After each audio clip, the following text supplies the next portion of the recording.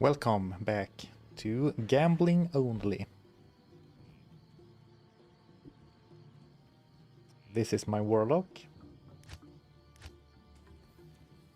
And this is my bow. That's right, we are a bow lock. With a okay exceptional bow.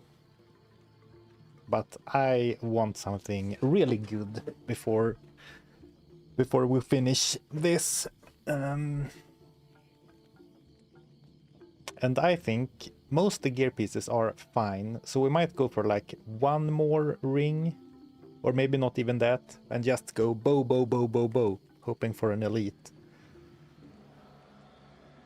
Yeah, basically hoping for an elite. I don't think it's reasonable to farm for a Pal rune, because I think I have one more stream, time for one more stream after this one, before I go away on a slightly longer vacation. Or a typical European vacation, so like a couple of months, but like 1 month. Hi, big fan of your YouTube videos. Thank you, Corby Fox. Glad you like the videos. Hello everyone, good morning. Hello, Mr. Streamer. Well, hello, Mr. Viewer.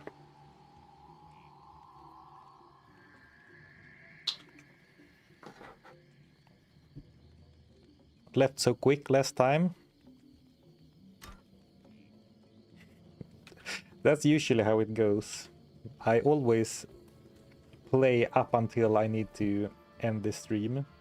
Oh, we do have a bunch of gold, and then I turn it off instantly. Yes, I'm not allowed to... So basically, what I'm allowed to finesse, or like the shenanigans I allow with the cube, is if a gambled item can be modified, it's fine as long as the item name remains the same. So I can upgrade Rune Song, I can add sockets to Rune Song, but I cannot cube Ochre Ring of the Tiger with 2 other rings in the cube to make a magic ring, because that creates a completely new item. So like the gambled base doesn't matter anymore. Is this the legendary loot goblin? I don't know about legendary, but it is the loot goblin. By the way, I wanted to test something. If I could humbly ask everyone watching on YouTube, if you could please give the stream a like. I want to see if there is any noticeable difference, whether or not people actually like the stream or if it doesn't matter. So I'm gonna ask a few times today. I usually don't, you know, ask for likes and subs all that often, but today I'm gonna ask a few times. So if you're watching on YouTube, please, if you would so kindly give the stream a like. If you're watching the VOD, it doesn't matter, I guess. Don't feel the need to. I mean, it's always appreciated, but I want to see if stream or like likes while I am live streaming makes a big difference or not. So in hindsight, I should have asked everyone to save their likes and then done it like all at the 1 hour mark to see if there's an increase in reach or whatever. But it's fine. We'll see if this does better. Like if this does better than last 2 streams by a significant amount, then maybe that will tell me something. Thank you everyone who liked the stream. Good morning, good morning. How are we doing today? Happy Friday. Good luck on the run and the gambles. Yeah, I hope I want a good bow so bad. Thank you, Matt NC. I assume it's Matt NC since the super chat is in the currency of New Zealand dollars. Good evening, Goblins. Pepsi Max Fund again. Thank you, much appreciated. And since I'm drinking only water today because the Pepsi well is dried up currently in my house, it will be put to good use. So thank you so much.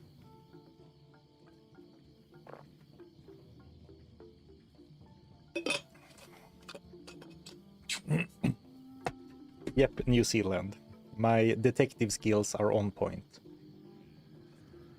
I was just gonna say, let's do a quick gear check. Then I checked my weapon switch and started laughing. We'll get to that. I'm using Rune Song, a fine, exceptional rare. I would really have liked for the ED to be higher, or it being an elite base. But it's fine, attacks fast. Mana Steal, Life, and All-Res Circlet.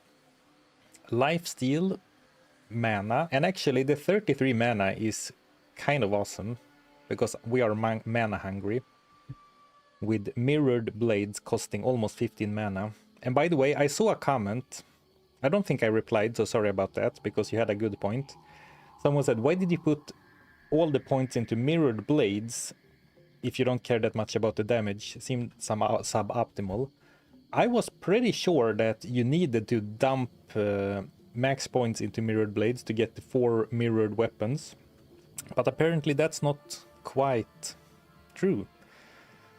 So I should, since I feel skill points strapped at all points, I should perhaps not have invested all points into Mirrored Blades. But it's fine. I like the attack speed, attack rating, and bonuses, because we need to hit our enemies. And I like some damage for the Mana Steal. We're still using Demon Carapace, and I think we found this in like Act 2 normal, maybe Act 3. Dual rest, 24 hit recovery, socketed. The socket came with the armor, and we slapped an Ort rune in there, so it is a triple res armor. Haven't seen anything close to it, but on the other hand, I haven't gambled any armors since that either. Attack speed and fire res gloves. And I would be interested in going for some other gloves if I wasn't so... how do you say? Tunnel visioned on the bow. We gambled this last time and replaced a plain 18 light res ring. I think it's still... this is slightly better, I think. Well, I don't have any passive... oh, actually, that's not true. I do have a passive life boost. 9 plus 9% life, but it means this like 33 life. We have a dual res belt. We have a pretty cool ring, which I also believe we gambled last time. Attack rating and dual res. Beautiful. And then the absolutely disgusting boots that we also gambled sometime in normal. So like my expectations for the rares we would get were completely... like my expectations were set so high after we got like this and this in the first 2-3 streams of the run. And I mean, we've still been getting some good stuff after that, but not like this kind of crazy items, I would say. Some random charms. I don't think there's anything particularly stand out. I mean, 2 good resist grand charms, which are helping a lot. Some attack rating. Didn't we have a... oh, this one. A fine small charm, but no secondary stat. Sadly. No off Vita. And then we do have a massive club. It looks like an ordinary sized club to me, but it is a massive club. But the only thing we use this for is the ability to blade warp, like the teleport spell, because you can't teleport with a bow for some reason. So that's it. We also have a mercenary, but our mercenary has been replaced by a goat man. Or 2.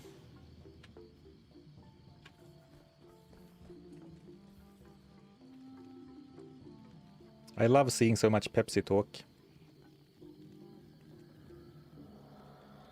Mass equals volume, or mass is not equal to volume. Oh, so you're saying this is a very high density club. Alright. Good Friday mood over here in my basement. Hope you are experiencing some good Friday vibes as well, as we prepare to go out and slay some demons.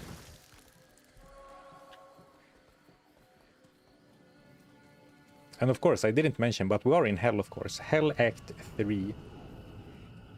And this bow is a bow build on the Warlock, but in reality, it is a Hex Bane build, because the Hex Bane buff is like 90% of our power.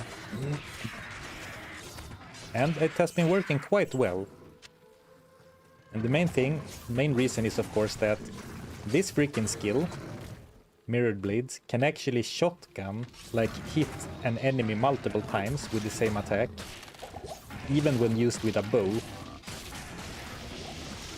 And the reason I find that so significant is that it's quite unusual for skills to work like that. It's like only lightning, charged strike and charged bolt, I believe, that can shotgun.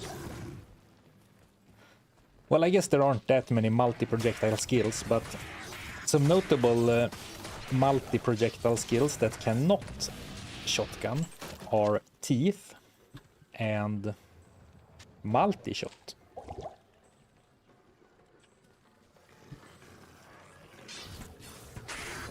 Still no Heroes 3.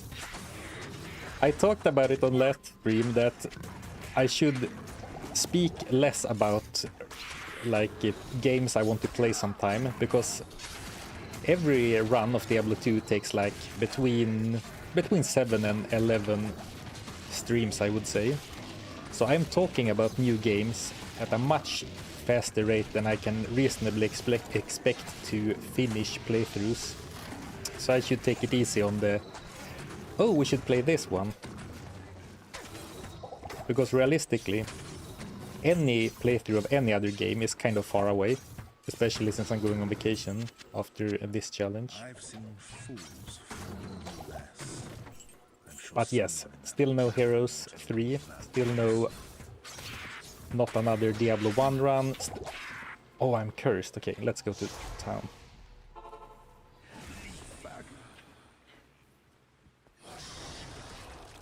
Good day. By the way, the reason I'm consuming the Defiler is that I get bonus to magic damage and minus to enemy magic resistance. And most of my damage is magic. Yeah, we're not very sturdy, but we deal decent damage. And I mean, we have 150 vitality. So I kind of feel like we should have slightly higher life, but I guess the Warlock doesn't really have life boosting skills.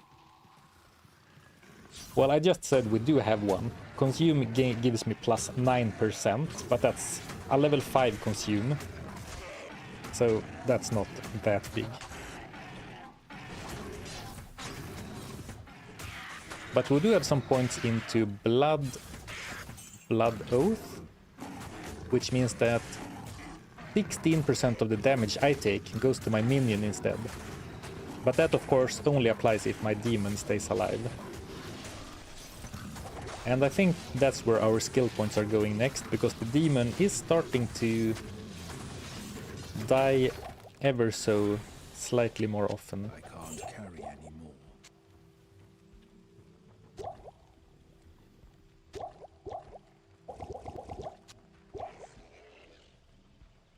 I don't need to pick up every single health potion.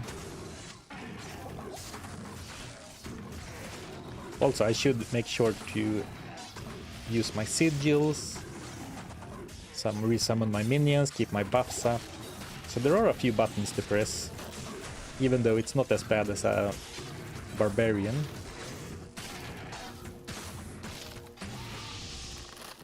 But you can see, we absolutely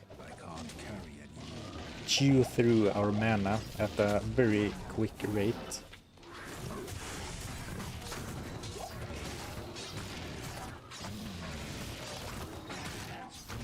Is Pepsi health, mana, rejuvenation, antidote, throwing, or stamina? Or all of the above?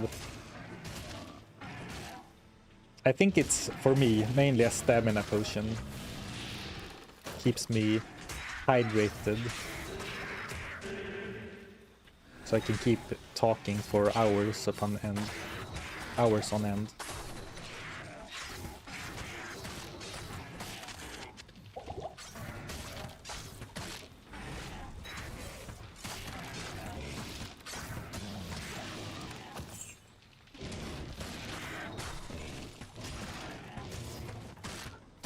Oh, wow.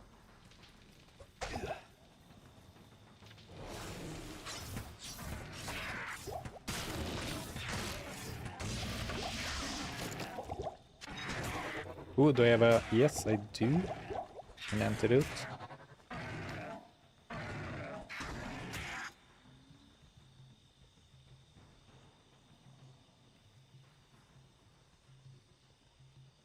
What about an actually great game like Club Penguin? I don't know what that game is, but a little, how do you say, not cheat sheet, but a checklist you can check before suggesting a game. The first one, was the game made before the year 2010? Then I'm more likely to play it.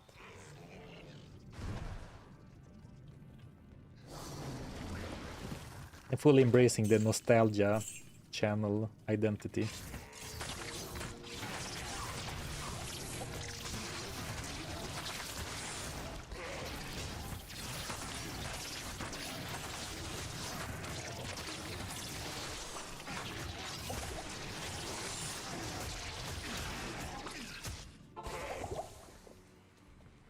Yes? Actually, we could do a few gambles right away. The tension is, or tension, but like the thing is that the longer I wait with gambling, I will be higher level, and higher level means better chance of actually getting the upgrade to elite. But also, it's fun to trickle gamble.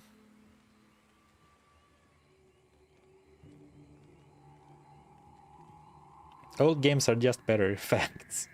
Yeah, I mean, in a way, you know how with music, all good music was made in the previous century, but for some reason they still make music. I feel the same way about video games.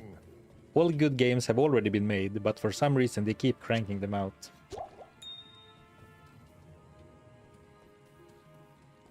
I guess I woke up and chose rage bait mode today. Well,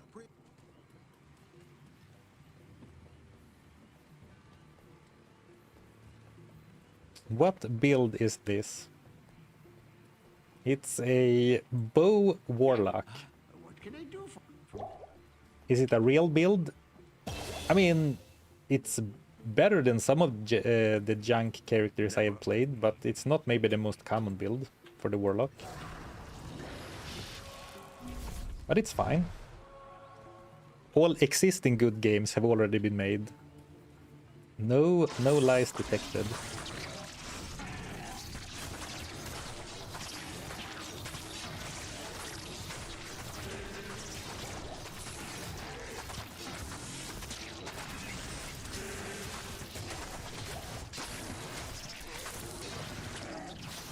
Yeah, I would definitely say that our strength right now is our damage. And I mean, we're no hammered in or energy, no echoing strike druid or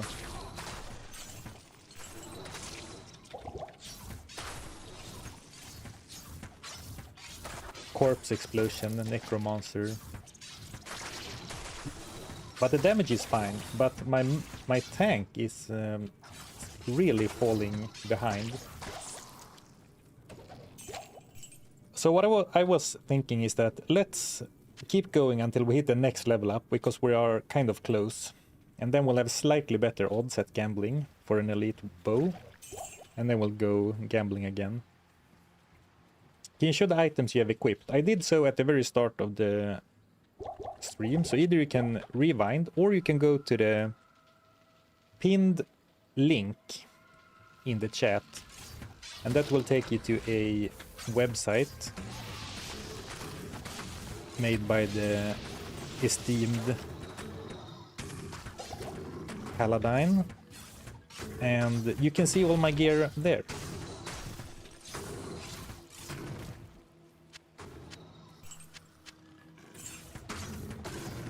I should be picking up more stuff than I am.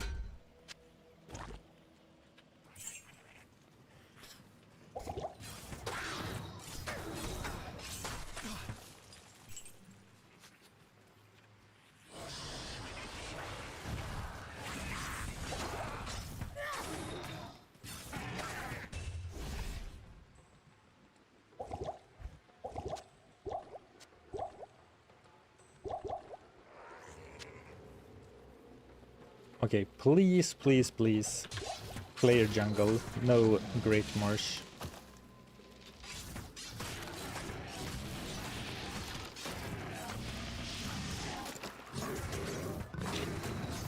Well. Maybe there's still hope. We can backtrack to see if maybe it is in the other direction. I don't want to jinx it, but I kind of, in a way, I feel like I am due for a bad jungle. Because it feels like it's been quite a while since I had to venture into the Great Marsh. I think I've been pretty lucky with the Spider Forest into Flare Jungle map seeds lately. Not only on stream, but also the runs I've been playing offline. It feels like it's been a while since I was forced to go into the Great Marsh. But also the memory is kind of short, so maybe it's not actually true. Ouch.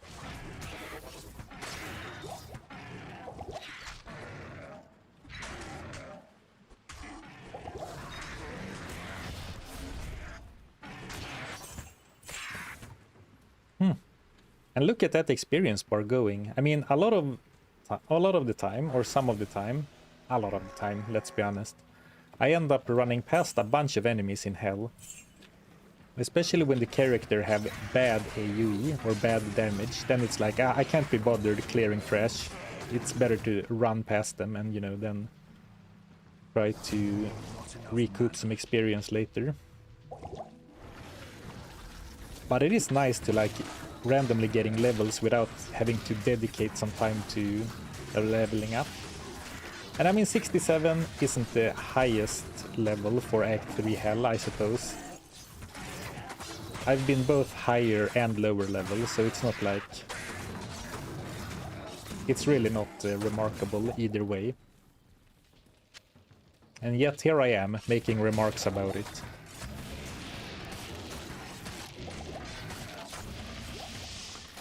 If not great, why call it a Great Marsh?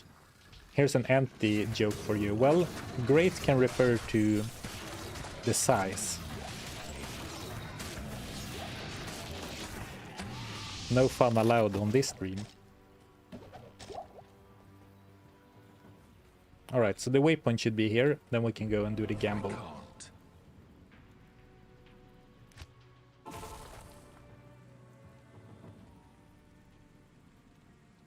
Oh, Club Penguin is a joke, by the way. It's an old cult classic, kind of like Habbo Hotel. Well, I know Habbo Hotel. Good day. But now I understand what you're saying. Yes, the rules are I can only use gambled items, but it specifically pertains to equipment. So anything I equip, other than arrows, needs to be gambled.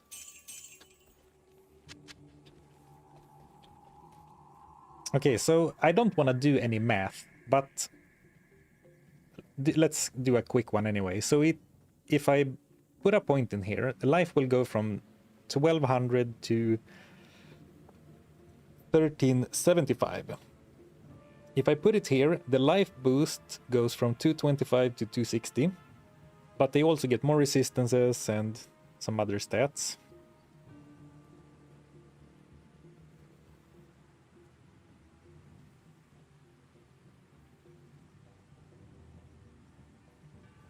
It feels good to keep putting points into Blood Oath, but at some point, I bet you it's good to alternate, because the percentage bonus versus the flat bonus. So let's try putting a point into Goatman and see if it's actually true. Do they calculate the percentage-based bonuses correctly? So this should be 1375. And it was correct. Okay. Well, next level we can put a point in here and see how it compares.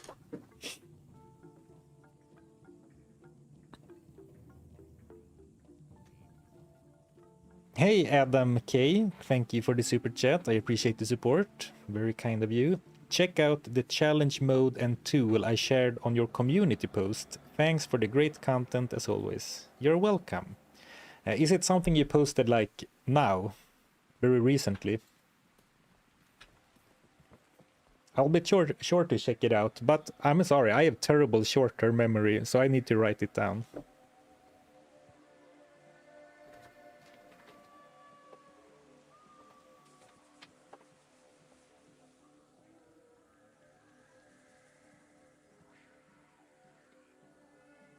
And I'm old school like that. I use pieces of paper. So you should see the amount of papers I have in my office.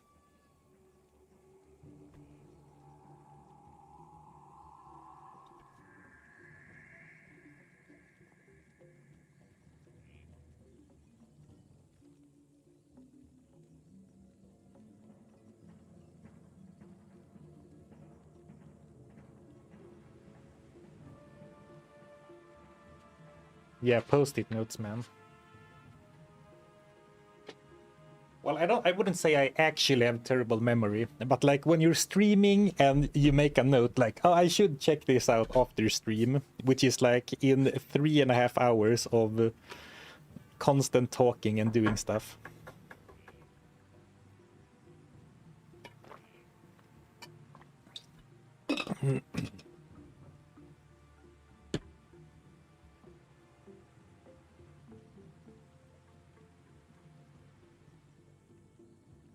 I love typing stuff. Well, oh, I don't have it right now, but I have like this A5 sized notebooks where I write so many thoughts down into the book. And I don't necessarily go back and read them very often, but it's a great way to get something out of your head and onto paper. Hello.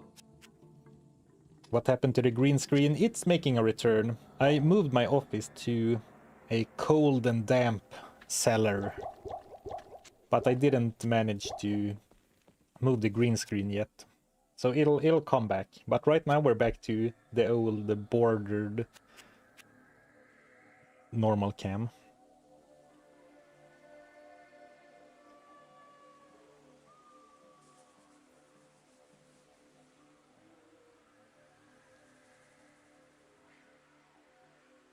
What were we talking about? I'm just kidding. I read the loot gobbling attention span comment. Streaming from a proper goblin cave. Oh yeah. Which demon is best to sack? It depends on the character. I'm sacking the Defiler because it boosts magic damage, which boosts Hex Bane. But this will give me some crushing blow, some damage. I forget what the Tainted does, but I think it is fire res, maybe even fire damage. But it gets really spicy if you go for Bind Demon, because then you can get some really cool bonuses.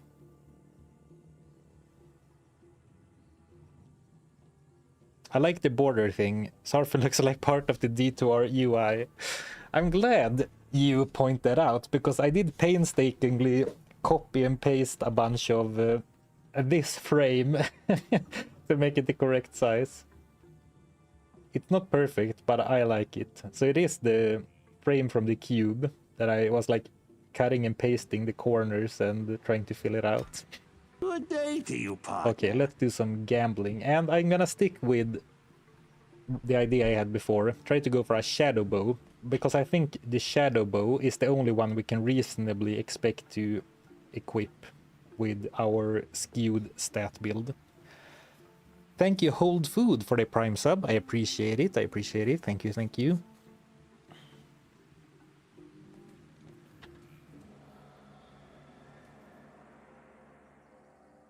I agree. Crushing Blow as a synergy is wild for a summon. The other summon characters are surely super jealous. It is tempting because both the Gothic bow and the Hydra bow. No, it's not called Gothic bow, the elite, or is it? Anyway, the elite version of Long Battle bow and Long War bow both are great, but they require a bit too much strength, and I didn't plan for that. But also the Shadow bow, which is the elite longbow, is also, it has very good damage, very solid stats. Cedar bow. longbow. Cedar bow, fine cedar bow. It actually has exactly the same damage as our current bow, with much worse stats. Well, this attacks faster, so it's not fair to say it has the same damage, I guess.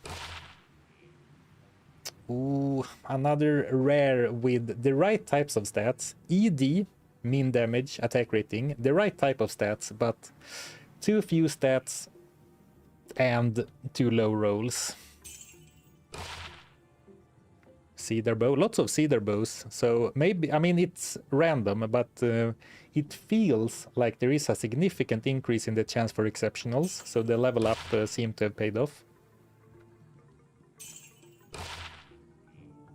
Vicious cedar bow. Well, we need something bigger than that game. Give me a cruel shadow bow. A jeweler's longbow. This is kind of interesting. It would be fun if there was a jeweler's longbow of something, because it is kind of interesting, because you could really make a weird weapon with this, right?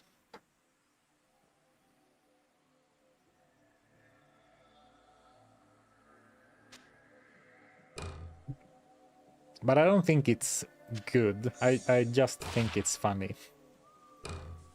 Oops. Oh, I pressed shift click instead of control clicks. Imagine if I had shift click and then control clicked and sold my equipped bow.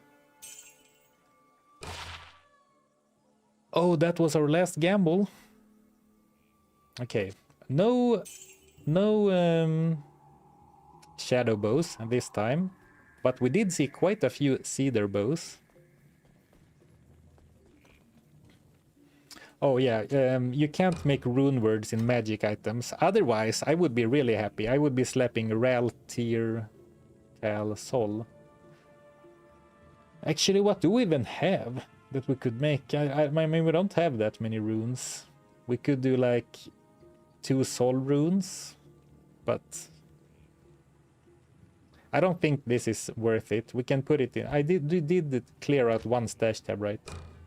So we can steal page 2 for this character and just save it for the memes. But I don't think there's anything that we can do that's gonna make this bow good.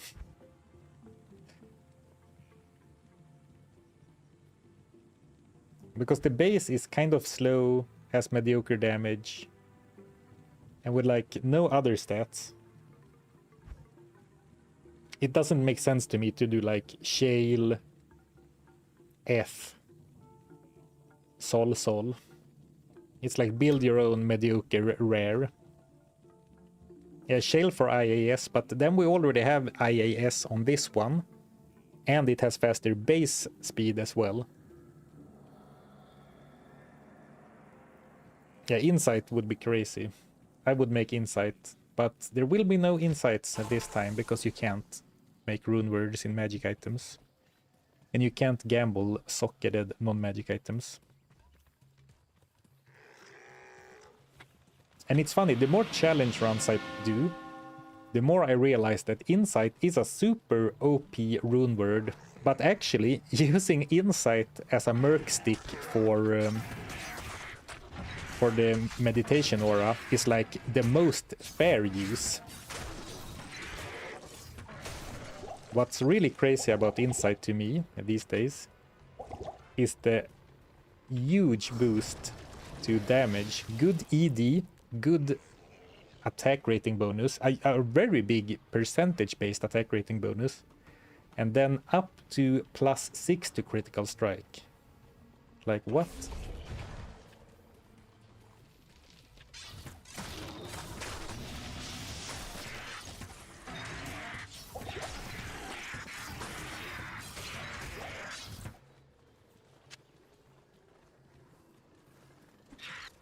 And I appreciate when regulars can help answer some recurring questions. Thank you for that.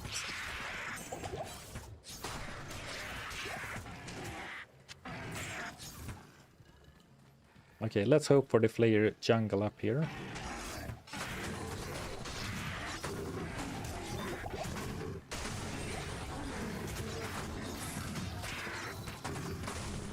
Oh, I just realized something.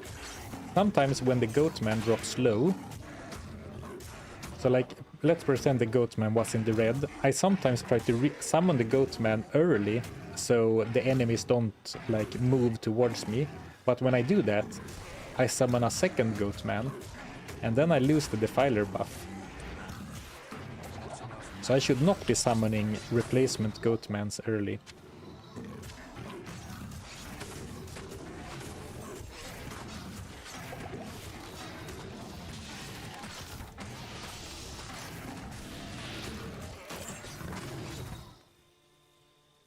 Scepter. Maybe the +1 paladin skills makes it worth selling.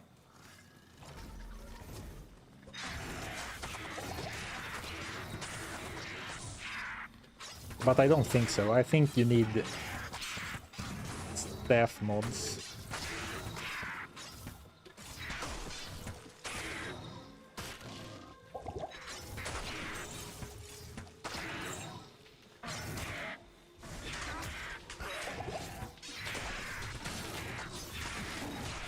Spider web sash, devil star. Elite stuff is usually kind of valuable, right? And with stuff I mean weapons.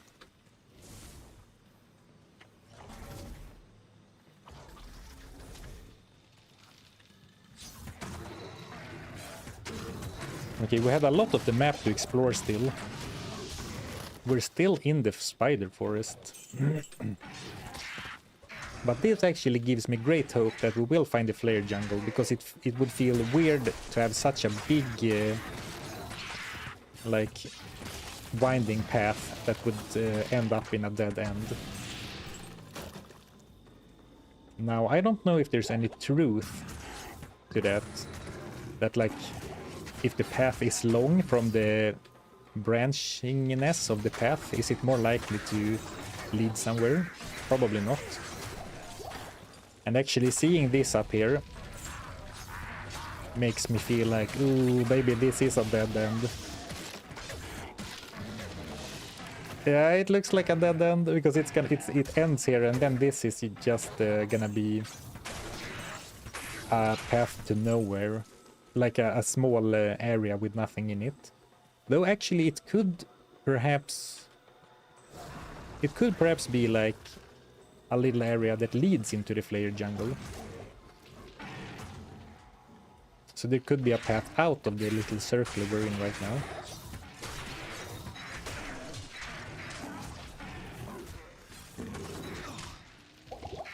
Ooh, run. Trying to find a safe corner, but there's these little nasty guys, cloud stalkers, in every corner.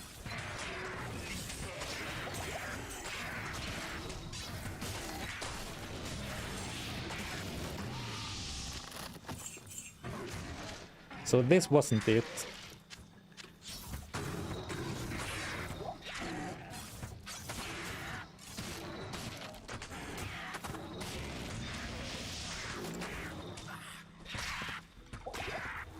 Ouch. Let's take a quick look at the map. So it could still be a path here to this direction, but it's kind of likely that that would lead to the Great Marsh then, right? Because down here was the Great Marsh. Is there any way to go further, like up, left, northwest, I suppose? Yeah, we have a bunch of unexplored area here, and I will thoroughly explore the spider jungle before we go into the Great Marsh.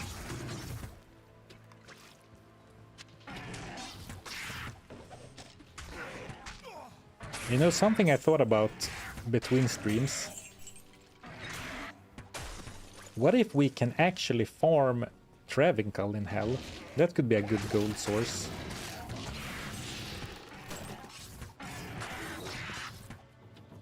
Like with a goat as a distraction and a ranged attack with solid damage, we could probably kite them pretty hard.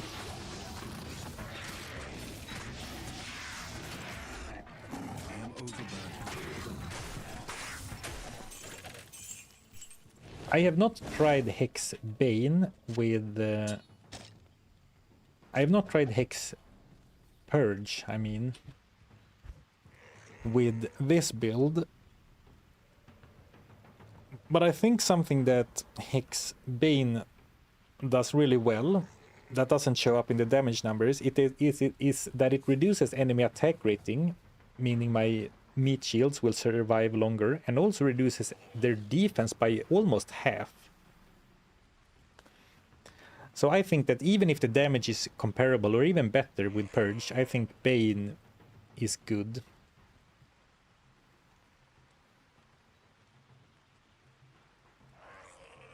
But I can totally see damage being better with Purge. At least AoE damage.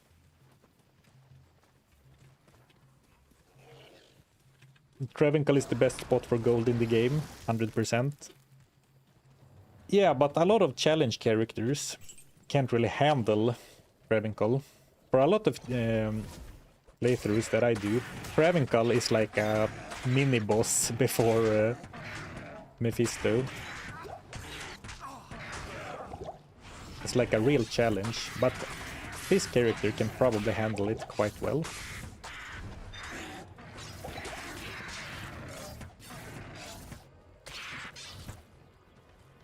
Which is why I said what I said, like, this time it could actually be good.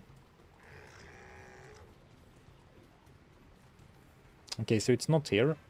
Well, actually, that's good. That makes me hopeful, because then... Well, I guess that doesn't actually mean there's a higher chance that there is a path here. I'm just coping. Echoing Strike, Hex Purge build is OP.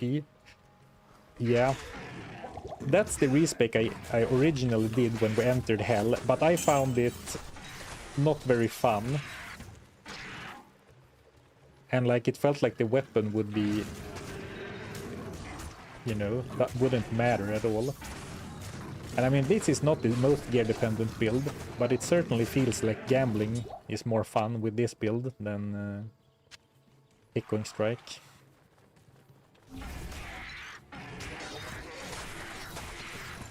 So I think it's safe to say that Echoing Strike is still quite strong, even after the nerfs. And yeah, Hex Purge might be the real offender, or offender.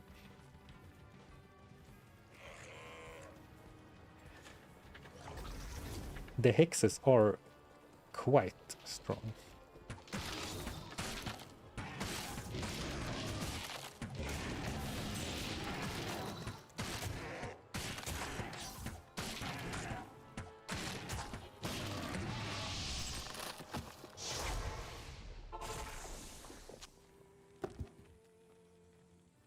Hey, thank you, Pay Hellbay, for the super chat. It didn't pop up as a thing, right?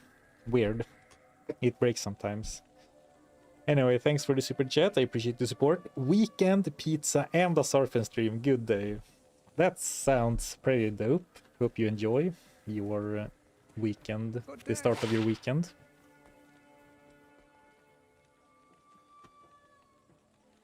Greetings. 7k? Fine. 13k for 2 slots? Amazing. Okay, let's see. Place your bets on how much gold will I get for Milabrega's rod. I think... I mean, +1 to Paladin skill levels should be worth something. But like the base is really low, so I'm guessing like 5k. 599. 5,986. Okay, 3, 2, 1. 2,417. Wow, break fingers. You were spot on basically. 2.5k. Did you just sell a Milabrega's rod on a meth run or something?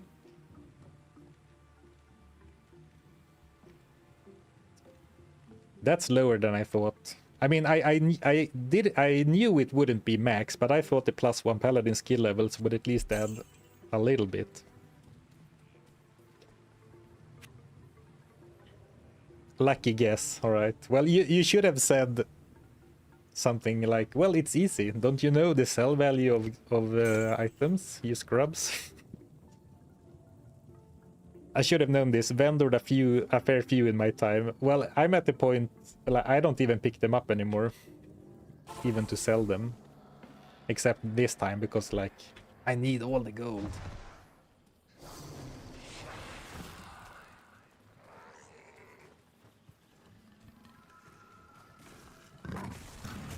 No, no, no, no, no, no, no. There's no player jungle here. No. Okay, get ready for the not so great marsh, everyone. Oh, actually, there's still a little bit of hope.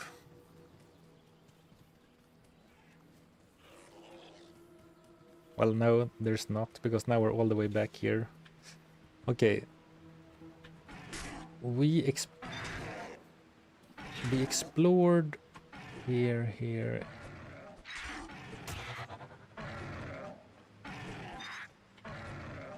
This isn't a sneaky little passage, right? No, it looks too narrow.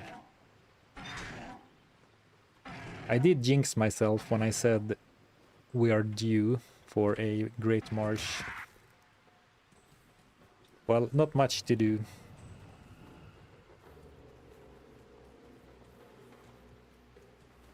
These days I don't mind the third act, except when I have to go to the Great Marsh. Go through the Great Marsh.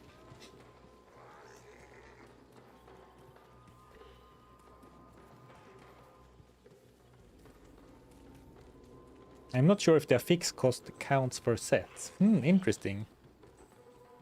Yeah, set items are a bit special in their stats, right? So maybe you're right. Because I think, like, if you found a kite shield, a magic kite shield with 1+1 to paladin skills, I think it would be worth, like, at least a few K.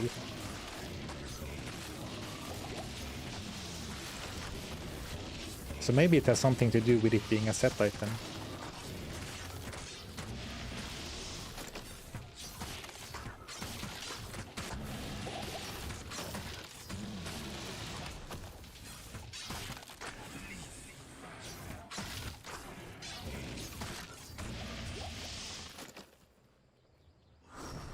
Enough mana.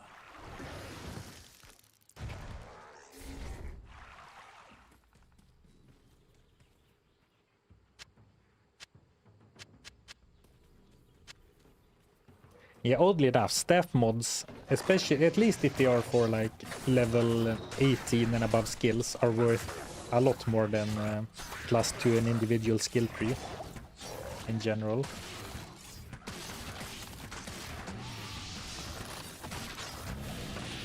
Man, the Hulks are kind of tanky. By the way, is this the first monarch we have found? So some people have been talking about the Jeweler's Monarch of Deflection. Maybe we'll find it naturally, and then of course we won't be able to use it. Oh, I just remembered, I am in hell now, so I need to respect the I need to respect the souls after somewhat disrespecting them in previous difficulties.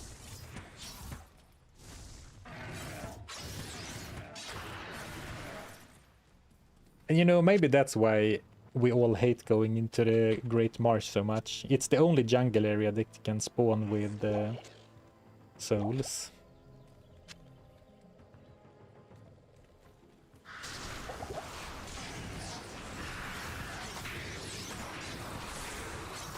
Though, like, two-shotting them, 2 volleys to take them down feels nice.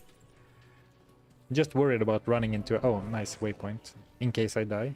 I'm just worried about, you know, running first ahead and then getting sniped by an elite pack. Lord knows that has happened plenty of times. I wish you could see the arrows better. Yeah, me too. And I only tried mirrored blades just to confirm that it was working on, like, off... No, I think it was on stream. Anyway, I think I used like a cedar, the Kukoshakaku or something, which fires explosive arrows, and those are very easy to see, but these arrows are kind of tough to see. I guess it's the same with multi-shot. But with multi-shot, you fire so many arrows that you're like, well, the screen is covered anyway. I don't really care where individual arrows are.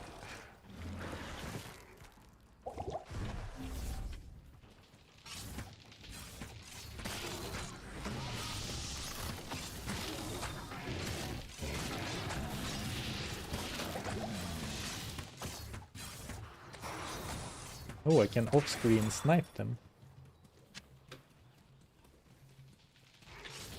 Yeah, the Hexbane should make the arrows purple, I agree.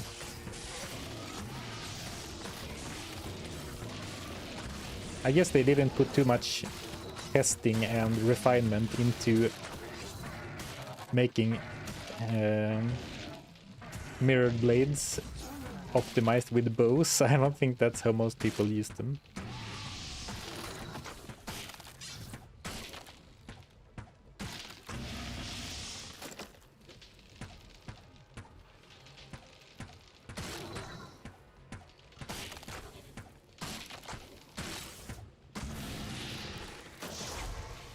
I have to go back to town so much only to refill my mana. It's crazy.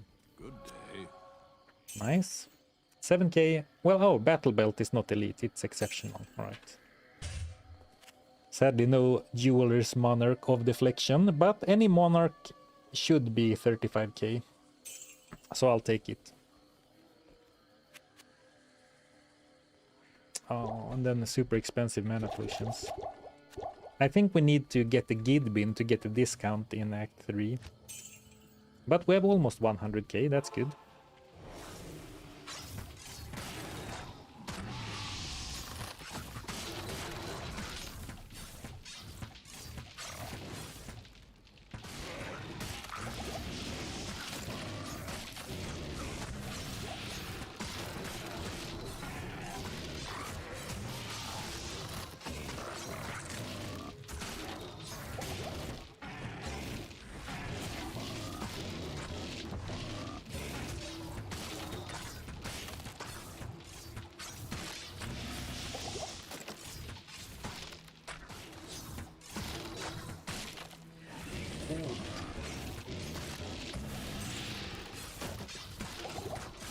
Oh, there's two elite Hulks. Okay.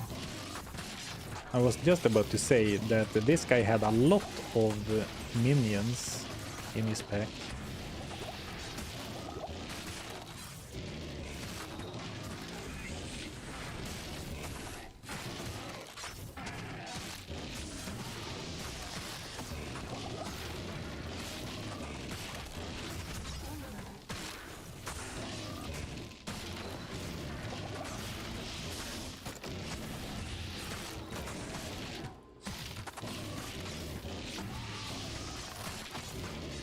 We're still really badly hurt from getting slowed by cold damage. Though it is easier to avoid cold damage now with some range, but at the very least for me, not, you know. I can't carry anymore. To the point where it's a non-issue.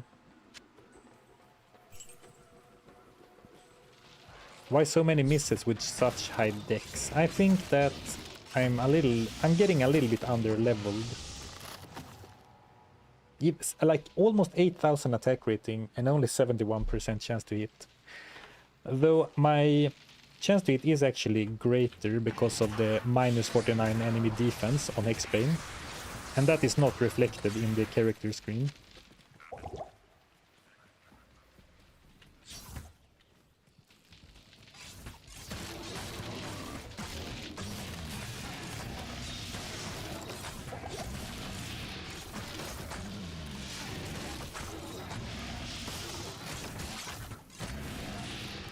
Part of me kind of wants to try and rush through the area,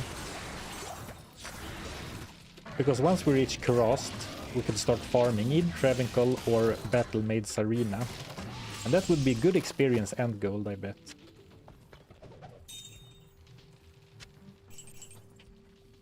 But it is a little bit scary with the souls, but let's give it a go. Actually, with such quick move speed, I can kind of avoid, like I accidentally dodge a lot of the lightning beams because I move past them.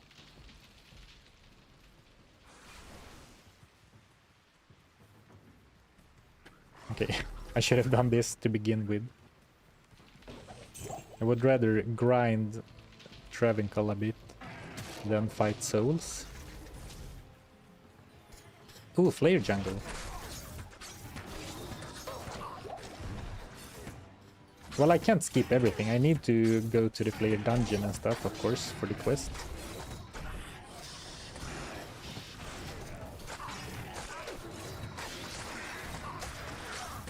Now it kind of hurts to only have one summon, because they still manage to, like, corner me.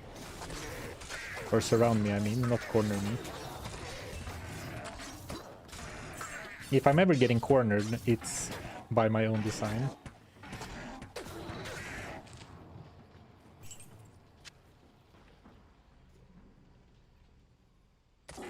Yeah, level is on the low side, but for challenge runs they always are.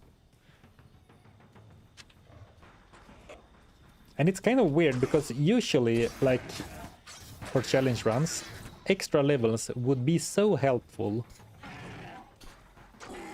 But still, I tend to shy away from experience grinding, and not only because, you know, it makes the pace of the playthrough slow, but also a lot of the time the reason you're under-leveled is because fighting is tedious and hard.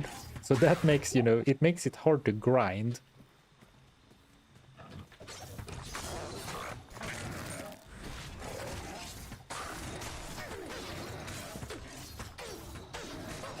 Like, let's make up a character. Let's say you have a character that's, you know, really weak and is relying on, like, bleeding enemies out with...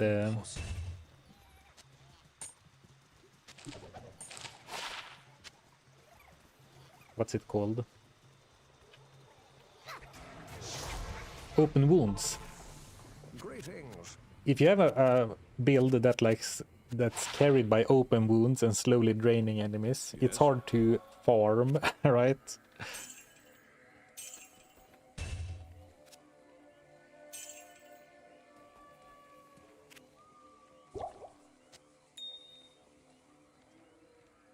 Not good enough.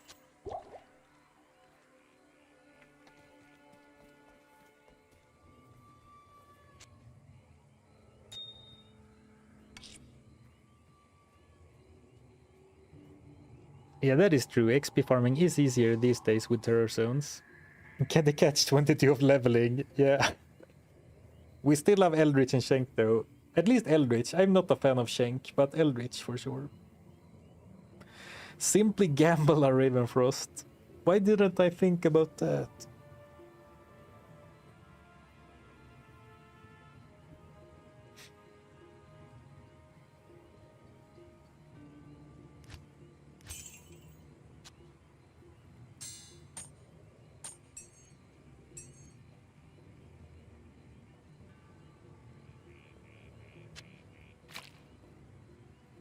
Why do I carry those in here? If I'm gonna be stingy with the rejuves, I might as well keep them in the stash, right?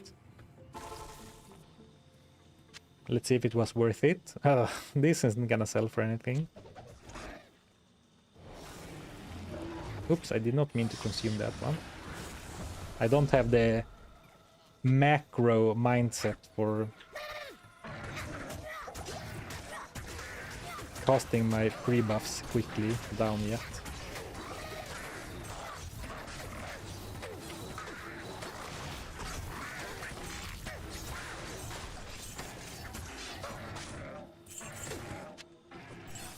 Okay, let's see if we can do some quick work. Hopefully this is the Flare Dungeon and the Gheed bin. And we'll try to remember to buy more antidotes in town.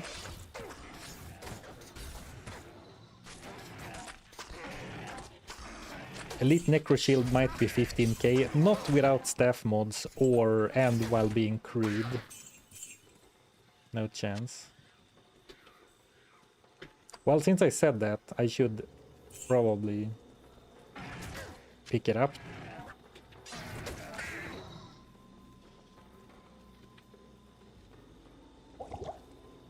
To see if I'm actually right or if I'm spitting nonsense. Ooh, nice. We did get the right place right away.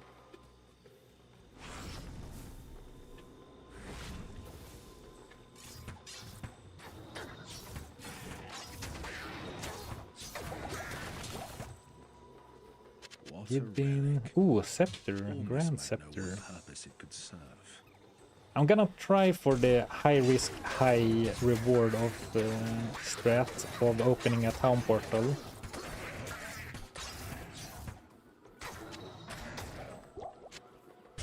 At the dungeon entrance and then running to the lower crossed waypoint. Or like it's a high risk, medium reward. The reward is that you don't have to go look for the Flayer jungle waypoint, and you can basically skip the rest of the area. Oh, actually, oh, never mind.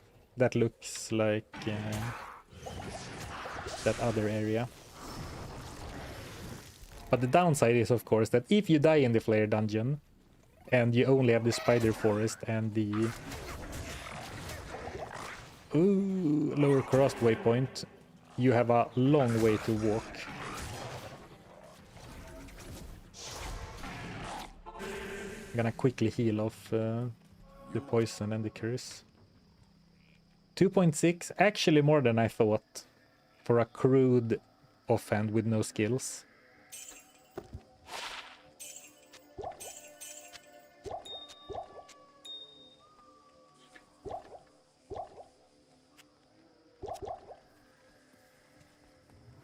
Good to see you. Bind demon over Goatman, but that would be too easy. Maybe, but the reason I'm going with the Goatman is, first off, he has some crushing blow for boss fights, because I thought I would be dealing less single target damage than I am. But also they have changed that skill, so you can no longer bind elite demons with only 1 point invested in bind demon. And I think the real power comes from binding an elite demon, right? Though I still think you're probably right. Ooh, FCR, min damage, strength, mana, and 8 to all resistances. What a sick ring from Ormus. Maybe not necessarily for this character. Oh, imagine if we would have actually stuck with the Echoing Strike build.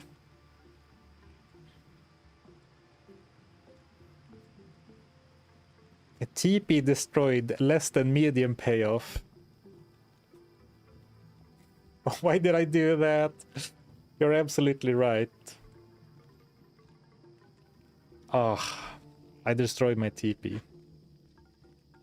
Yeah, so what I was gonna say, imagine if we have been the Echoing Strike build still, which uses FCR, then this ring would have been a kick in the balls. Now it's just like, well, I would have liked to use it, but I'm not crying over it. Because, you know, we couldn't have used it.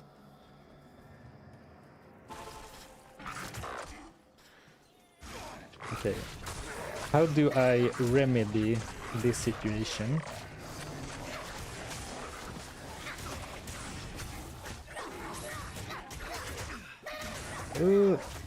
Not by what I'm currently doing though, that's for sure. Okay, let's kill this pack. Create a little bit of safe space around me.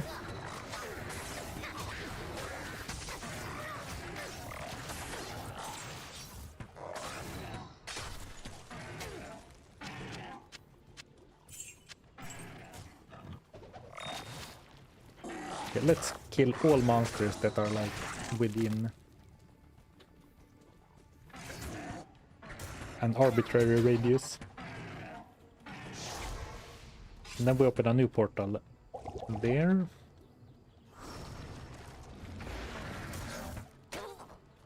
Okay, now we run and make sure that I don't accidentally open yet an... Ooh, small charm though.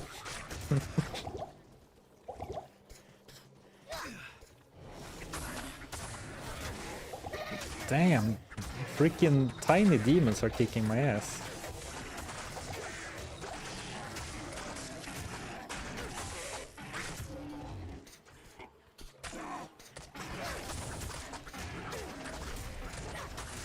All that for a small charm that's gonna be like +2 to defense.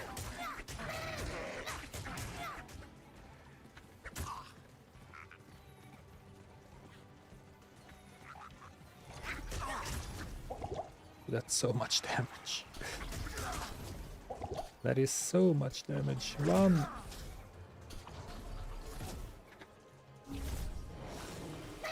Well, actually, I need to consume one of my demons because I have lower move speed. I thought having 2 tanks would make sense, but being slow does not make sense.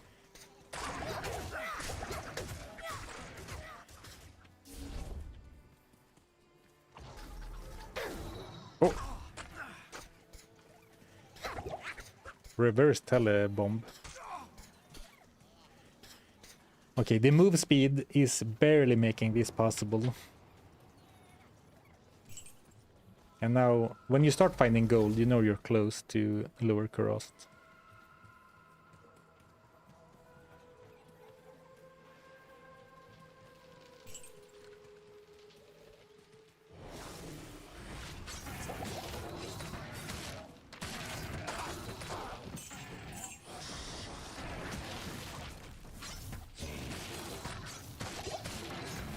Well, we made it, we made it.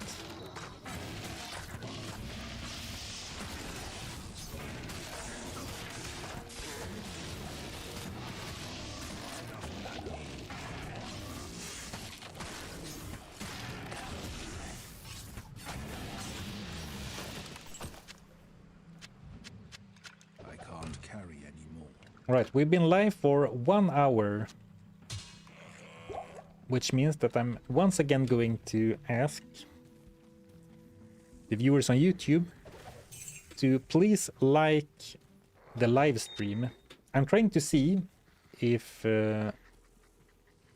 likes and stuff on the live stream makes a noticeable difference. So I'll be asking like once every hour. And if you would please join me in this experiment. So basically what I'm looking to see if that a bunch of people like the stream at the same time.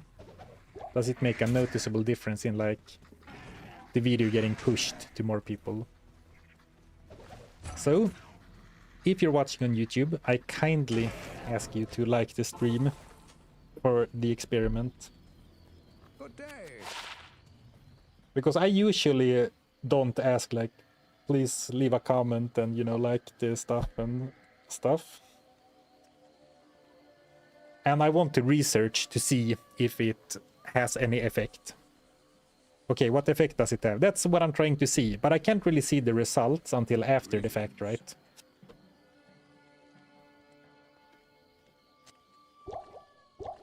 But if you would so kindly help me. Ooh, another fine small charm. Fine small charm of dexterity. Plus 319. Ooh.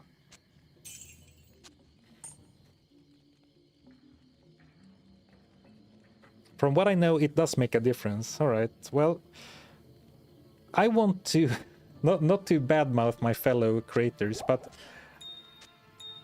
I hear a lot of people say in videos and streams like, please, you know, show some support, give a like, leave a comment. It helps out a lot. But I have yet to see any proof that it actually helps. But that's why I'm doing this today. So I appreciate anyone who likes the stream on YouTube.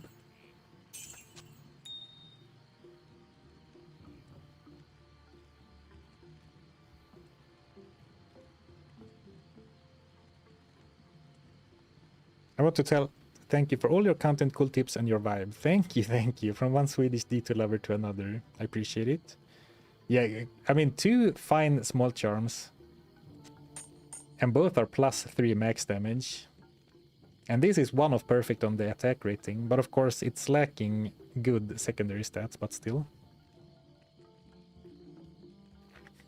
Don't listen to him, he tells this story every time. Every stream I'm like, guys, I never ask for likes, but this one time for science, please.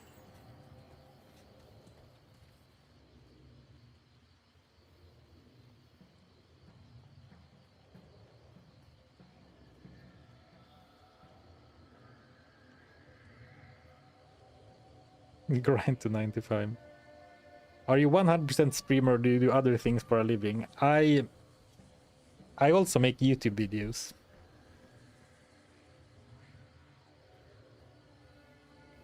Because you don't ask in every video, I gave you the like. I appreciate that. Good day to you, partner. Thanks for calling me out, but I was wondering what Consume Demon gets you.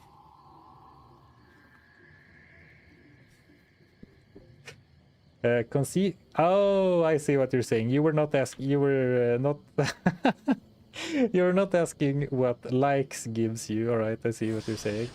Consume Demon gets +1, +9% max life, +28% run speed for a duration, depending on the level, and then it also differs based on what monster you consume. So if you consume the Goatman, you get his Crushing Blow and an ED boost. If you consume the Defiler, you get bonus to magic damage and reduces enemy magic resistance. And there are a lot of special effects. They really put a lot of work into making cool consume bonuses, especially once you get Bind Demon, because then you can like bind unique monsters and get cool bonuses. I haven't played the Warlock that much, but the reason, what has shied me away from that so far is that it's a timed buff, right? So at level 5, it's only 2 minutes. So like, it doesn't make sense, in my eyes anyway, to go out of your way to get a special monster. So like, I think you would probably focus on the minions you can summon yourself most of the time. But maybe there is some build out there that can max consume and then go grab one of the, I don't know. There's some elite monsters that give an aura and stuff, which is pretty cool.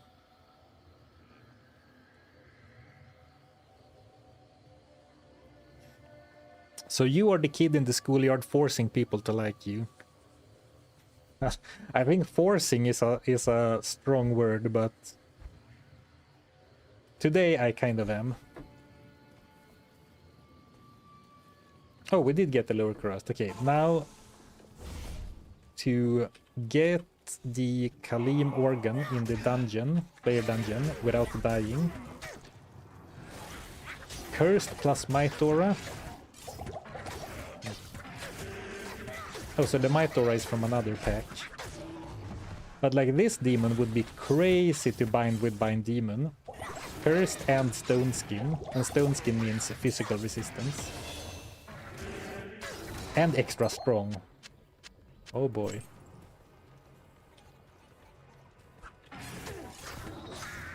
Level 69. Don't say it. Don't say it. Don't say anything.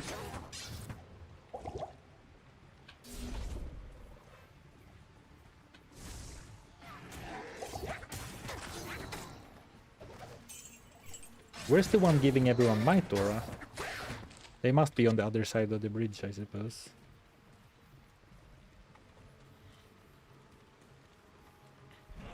Nice. Got rid of the curse. I guess now I can use town portals, because now... Ooh, what? What's a soul doing here, or a globe? Oh right, I went down here. Probably pulled a couple of them with me.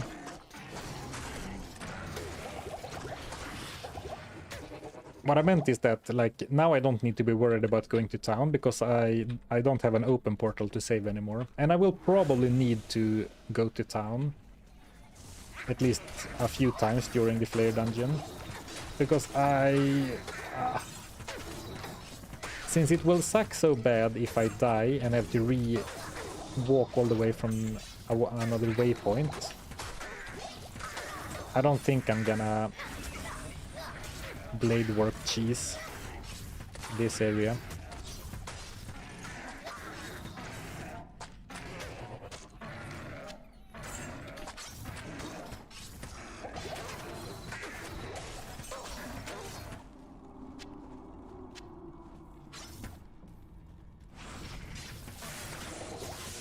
I hate the 69 joke. It didn't get any funnier in the last 20 years.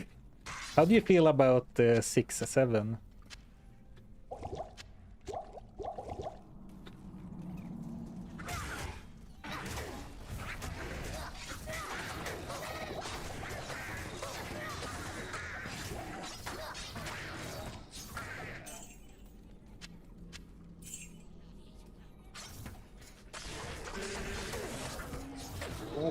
Insta-deleted.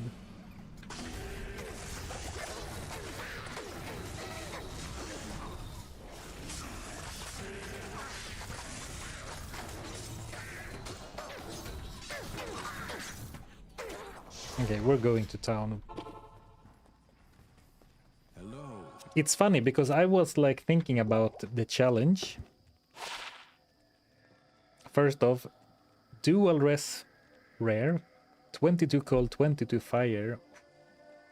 Would have loved to wear that. What I was going to say is that I thought a little bit about the challenge and was like, okay, we'll just wrap up Act 3 and then it'll be pretty challenging in Act 4 and Act 5.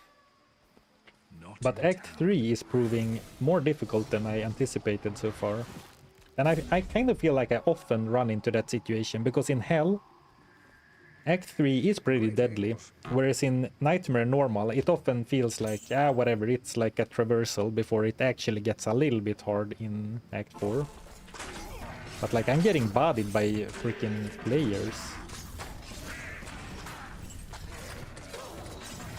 Well, I haven't died yet, so I guess I can't say I'm getting bodied, but...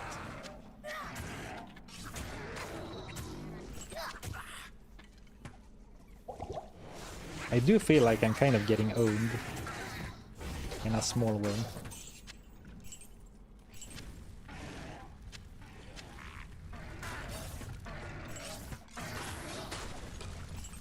Like I'm having to rely on cheesing them. Well, I guess that's how you beat a weird run. No arrows. Oof, I thought that was an enemy for a second.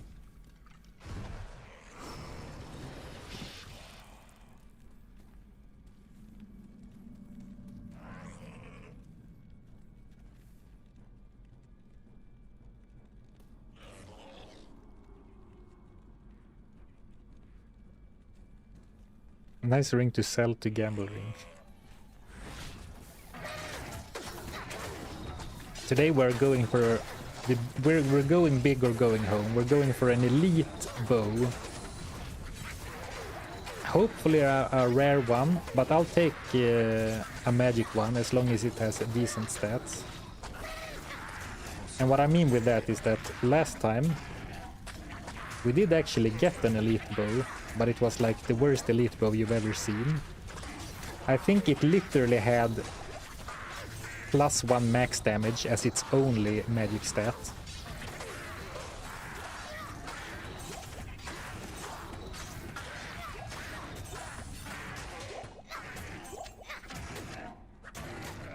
I can't carry anymore.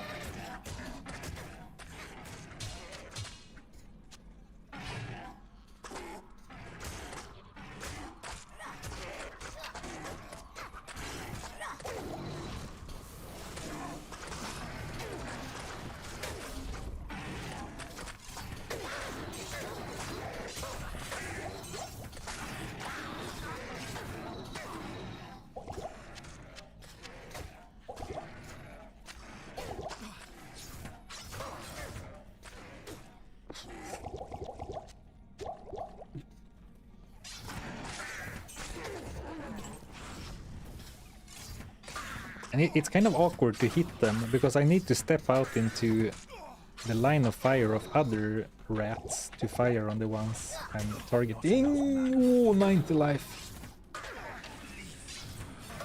Damn.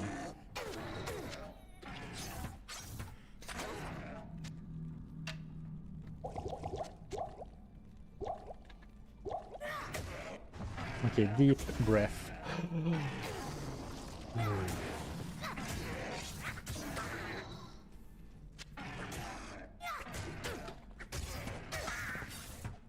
Also probably does not help that I'm actively picking up loot in the middle of combat.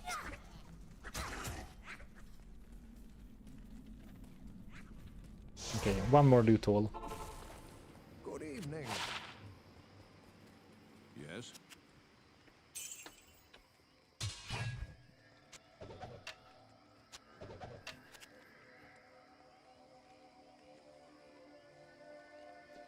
Plus 3 to Dragonflight, which is a level 24 skill, I think. And then Blades of Ice, which is a level 18 skill. So plus 4 high-level skills, and not even the gold cap. That's kind of rough for Katars.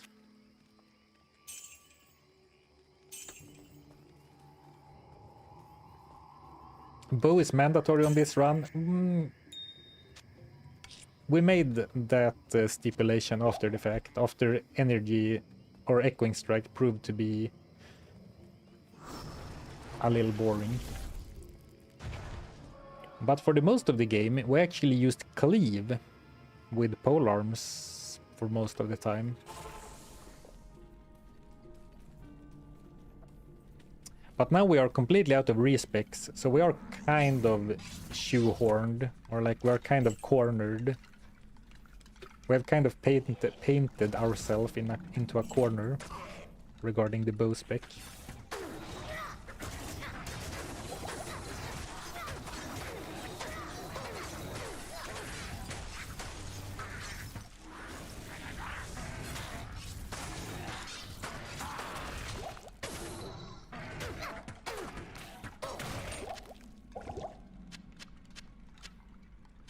I am overburdened. Okay, Kalim's Brain, nice. Hyperion Spear.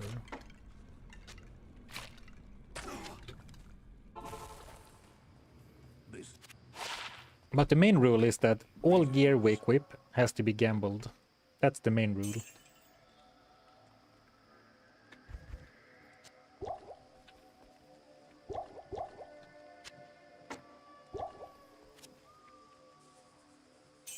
$35K for that one, huh?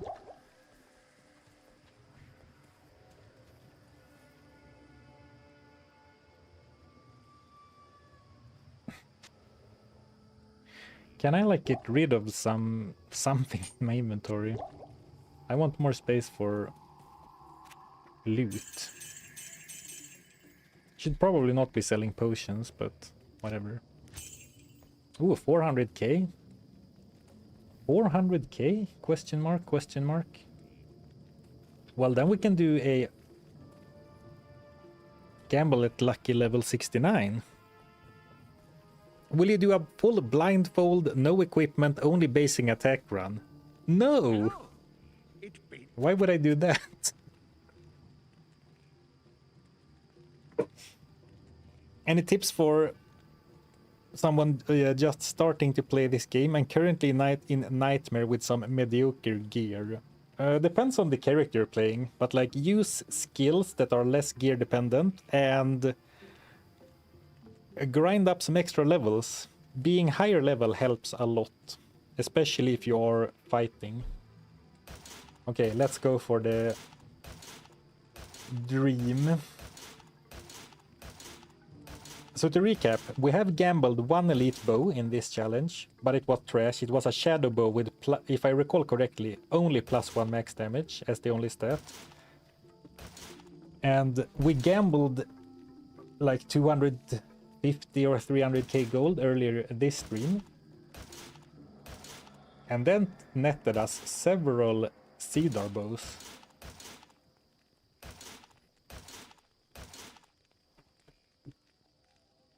$28K a pop now, but we should be able to get like 15 bows for 400k. Man, I'm such a smoking longbow fire, so double fire damage.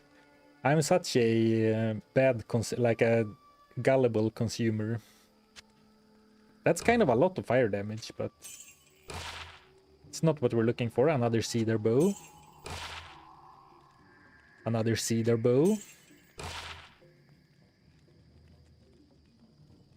I mean, we could also get an elite with stats like these, like hit causes monsters to flee and freaking level 5 cold arrow charges.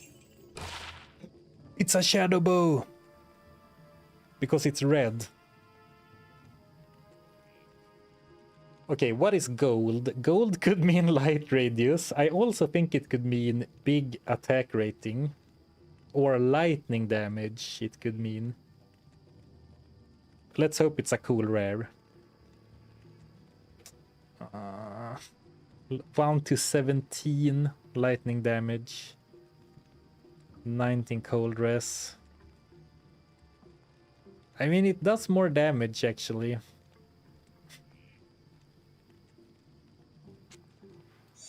Okay, they exist. Let's keep going. Mechanics cedar bow. Ooh, fool's longbow. Oh no, why isn't it at least a cedar bow?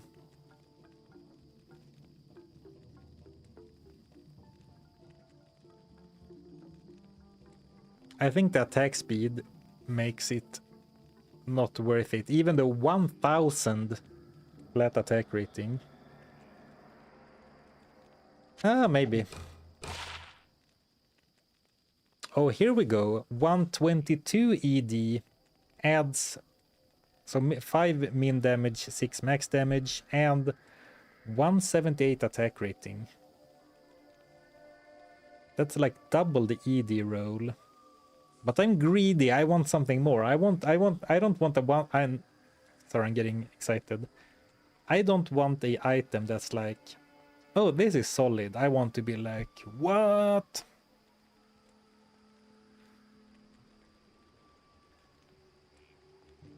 And I mean, given the nature of Hex Bane, I don't think we can go for a normal attack speed weapon, even if the damage is stronger.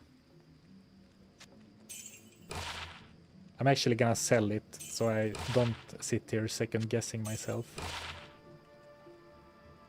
Another one, 82 ED.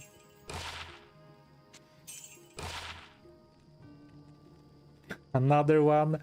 Okay, the game is like testing me, like, okay, when will he accept my rolls? 135% ED, 334 attack rating, and poison damage. Oh! well, again, Fool's mod, but no ED roll. Oh man. Why does the game keep doing this to me?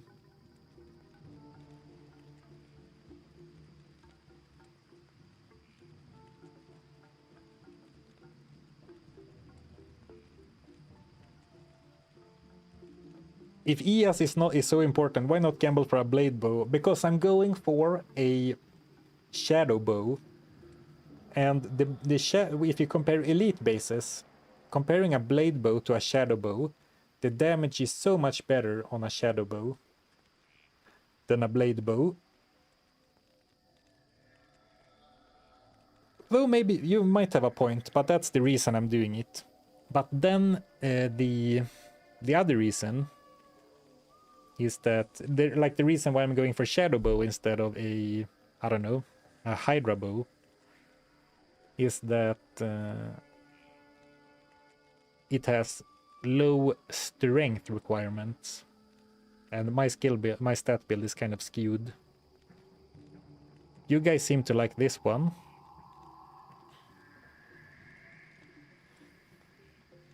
Yeah, I do have like I have like 180, 178 dex, but I have 40 unused stat points. Okay, let's do some inventory. So this one ain't it. What can I do for you? Fool's longbow is not it. So we have Bramble Fletch, a Cedar Bow, which it doesn't have any ED or attack speed, but it has the Fool's mod, in addition to 3 min damage and 105 attack rating. And 1 cold damage. But from my experience, the duration of random cold damage on like weapons and charms, apart from a few uniques, is so low that it's not dependable. And then we have this one. Although, I mean, I can't... if I'm not gonna use this, I shouldn't use this, in a way, right?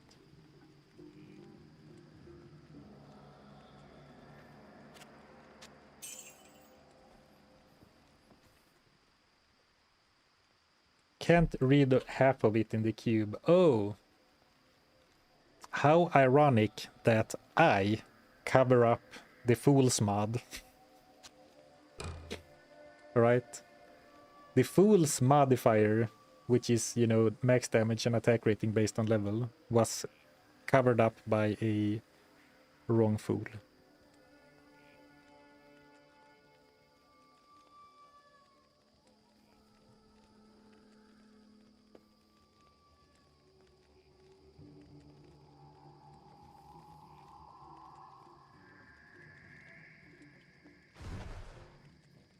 I mean, look at the attack rating difference. Holy...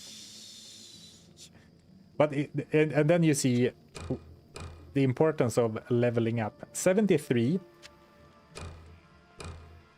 81. So like, we're not even at the cap with 16,000 attack rating.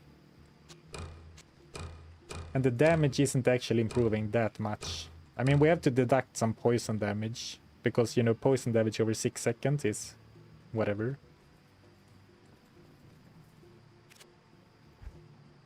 You're saying I should have used this one instead? Maybe. I can buy it back. Do I have the runes required? Yes, I will allow myself to upgrade items because the stats and the name stays the same. If the name changes, I'm not allowed to mess with it. Oh, I don't have a perfect diamond. And I don't have a rail rune.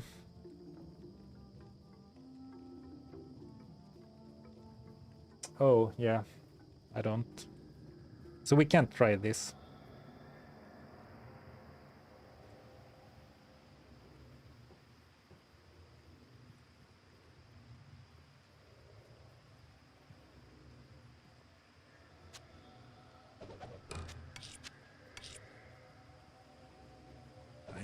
I will take the Fool's Bow out for a spin. See if it feels...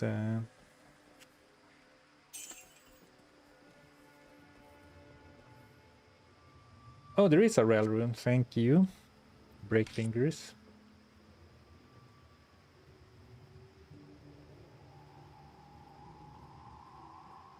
Here it is. Rail, and then diamond.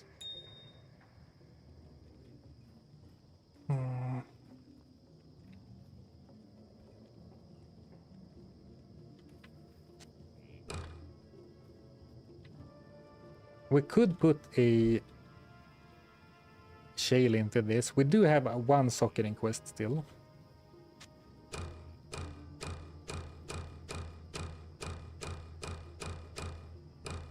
But like the change in damage, even if I remove 100 from the hunters or the razor bow due to the poison, it's still like a very mid damage increase.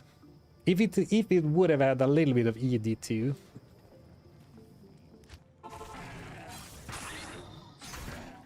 And it's so slow.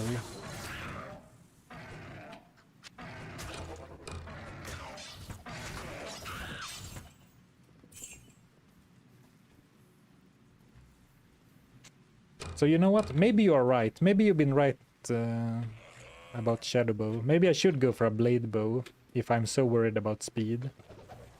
Because going from razor bow to blade bow is gonna make a difference anyway.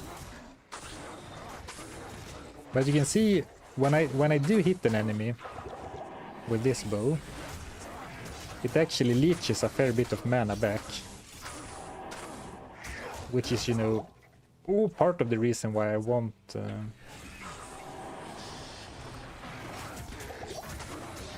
a bow with higher physical damage.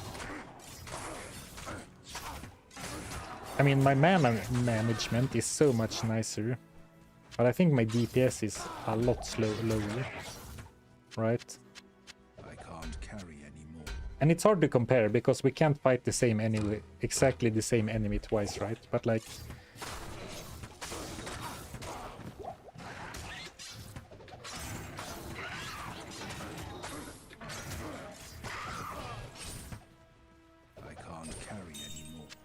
and of course, if I had known that I would get a bunch of bows with the Fool's Mod rather than 200 ED, which I was hoping for, then I would have gambled Hunter's bows instead of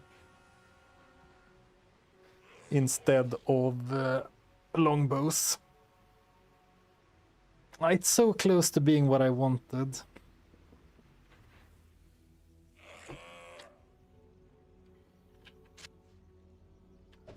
Well, to be kind of what I wanted.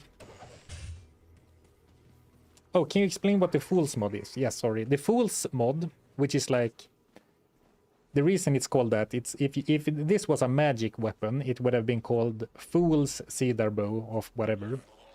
And the stats are max damage based on character level and attack rating based on character level. So you get like half a max damage per level. And also like 15 attack rating per level.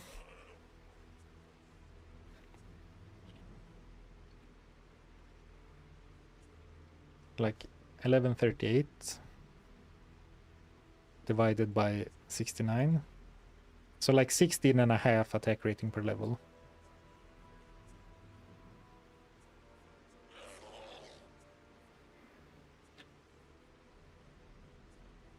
And the thing with the Fool's Mod is that adding 1,000 flat attack rating before your percentage-based bonuses can really make or break a lot of builds.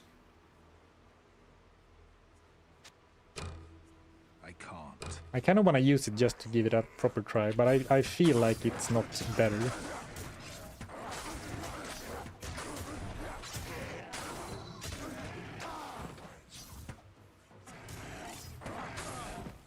I feel like the damage output is too slow.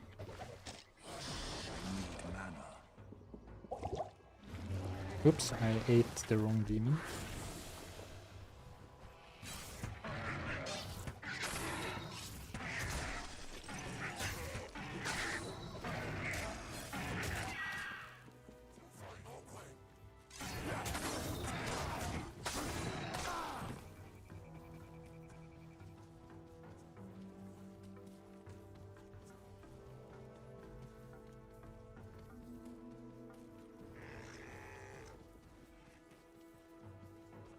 Yeah, a shale would help.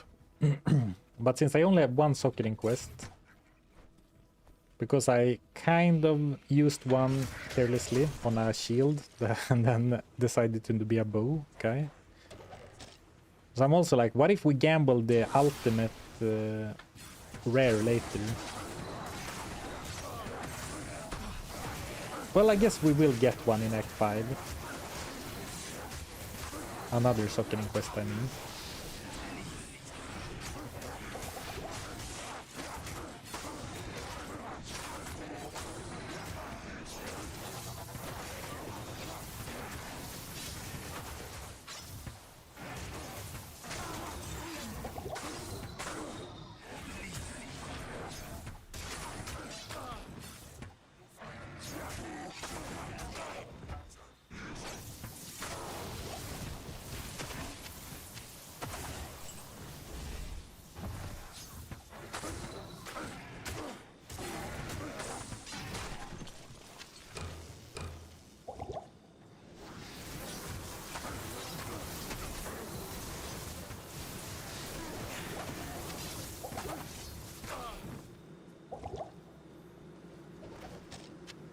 Oh, I'm just realized I'm sitting here completely silent because I'm thinking like, okay, should I be going for blade bows instead of shadow bows? And then I'm like, well,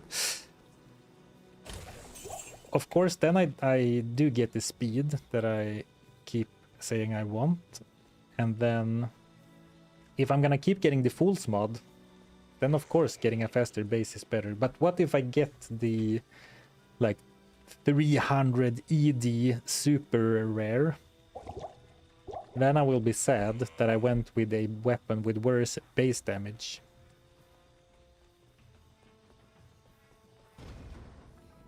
He's running simulation in his head, and the simulations are like big number.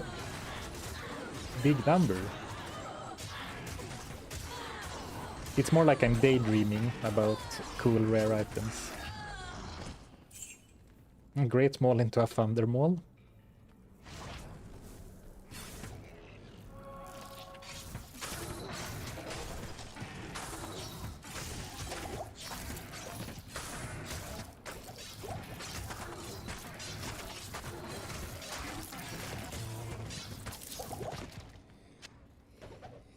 I am overburdened. Ooh, might.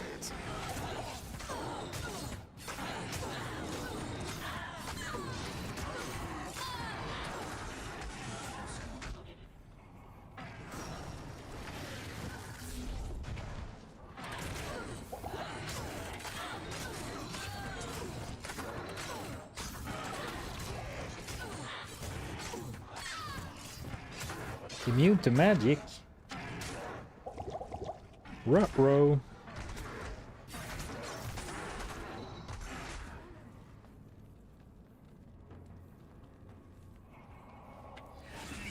I'm just kidding, it was a trick all along to trick them into the other room and then do a loop around.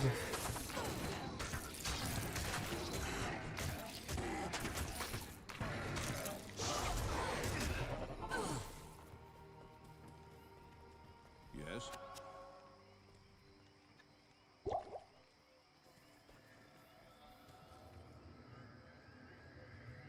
If you went for an end game character, the strongest you could possibly make, what would you make? I guess energy or echoing strike build. I think that's unrivaled still as the best warlock build.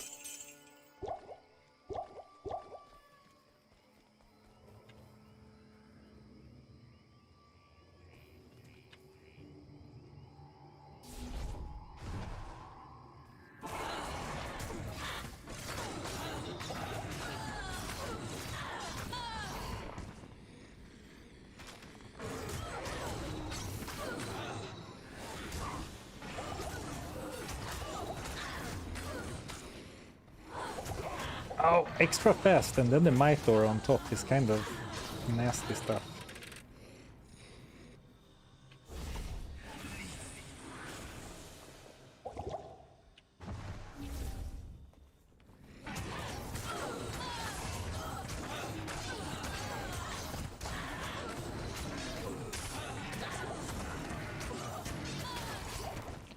Phew. I am overburdened.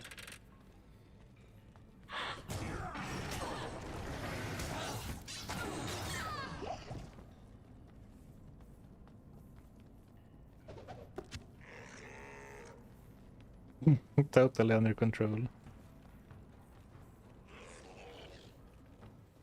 How long are you planning to stream today? Like another 2 hours or so.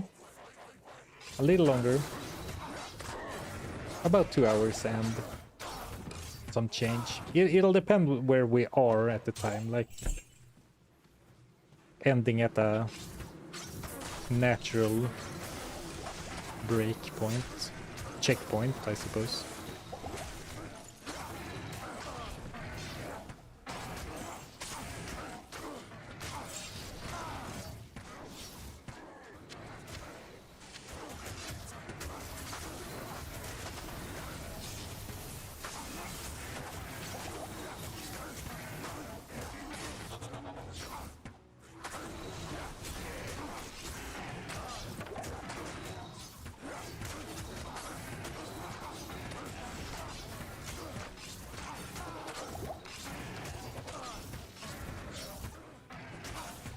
You know what would be the perfect way to test the bow, the bow difference would be to do a trap run, because then we actually are fighting the same enemy twice.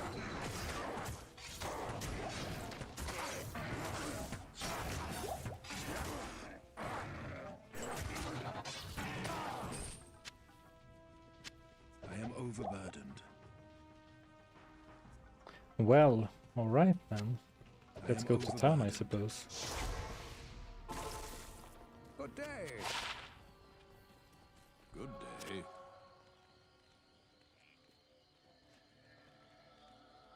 Sick gloves. Attack speed, mana steel, light dress.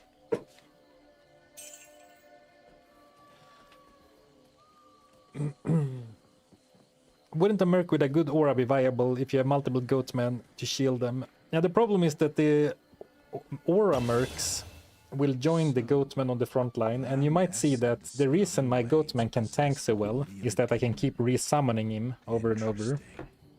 And you know, it's not like I can't afford to resurrect a mercenary. But last stream, I had the epiphany that any gold I spend on reviving a mercenary is gold not spent on gambling. And after that I was like, hey, wait a minute. I don't need to keep paying this guy's payroll.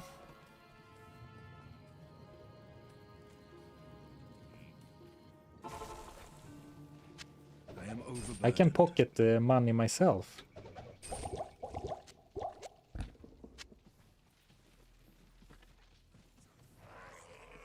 Why is Act 2 Merc the best? Because of the aura.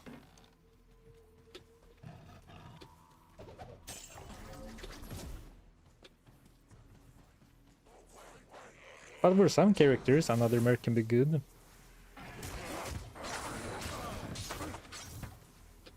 I mean, the Act 1 Mercenary kind of has blessed aim in inner sight, reducing enemies' defense. And can provide some crowd control. The Act 5 mercs can be good tanks and dish out some mean damage if you are rune rich, I suppose. But it's mostly about the auras. I can't carry anymore.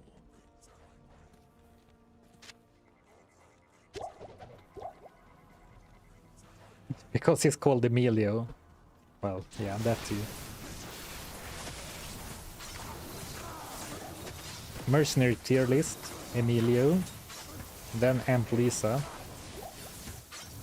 then Ulf. No, I don't know, I don't have a third spot.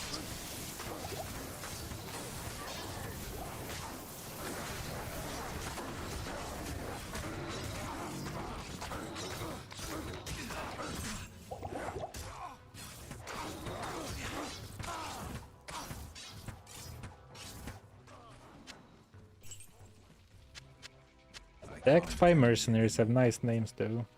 Ulf, Ragnar, Yes. etc.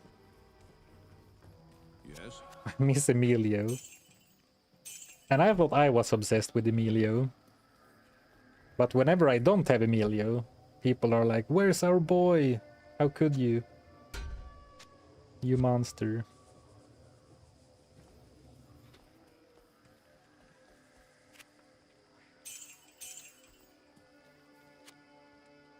Freeing up a bit of inventory space.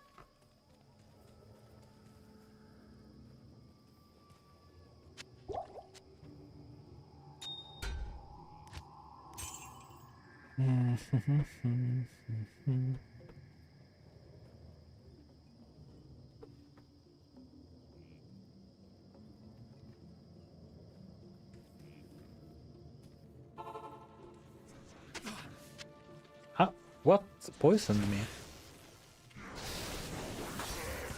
Oh, this one.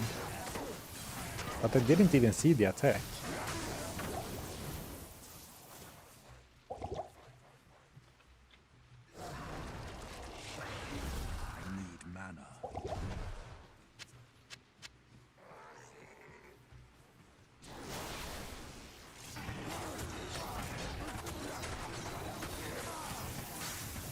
deposit bow from cube to haul more loot? I will, but I'm gonna do a comparison against the Travenco first to see which bow I like the most.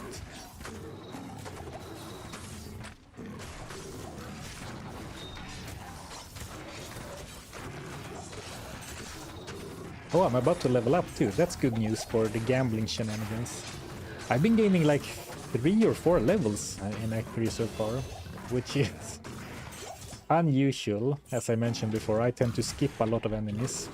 And I was waiting to put my skill point down, which is why I had the skill tree open, but enemies just kept flooding me, or my goat, I suppose, not me.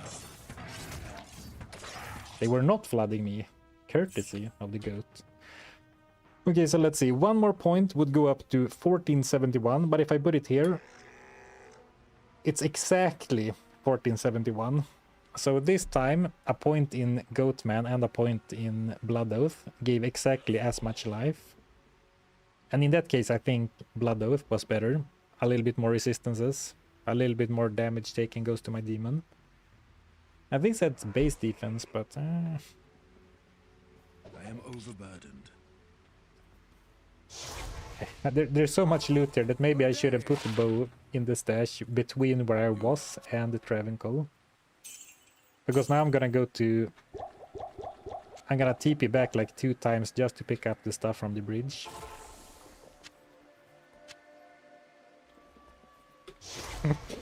Yeah. Hello.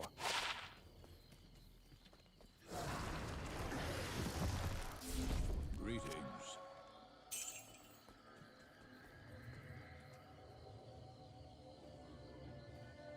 Any good gambles? Well, I did gamble this bow, which looks cool, but I don't think it's quite it. I gambled several rares and several cedar bows and 1 shadow bow, but so far I don't feel like I really hit the jackpot. And I do kind of want to continue. But let's go to grab the waypoint. Let's kill the High Council once or twice.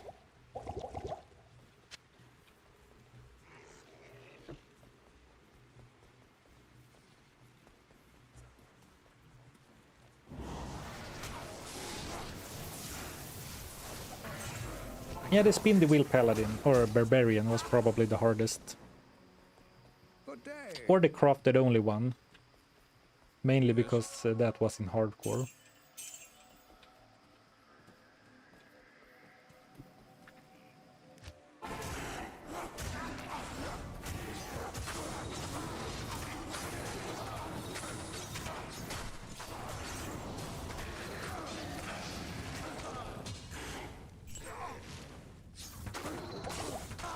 What are you looking for? A fast or very fast bow with good physical damage, possibly other stats too. Yeah, that's the problem.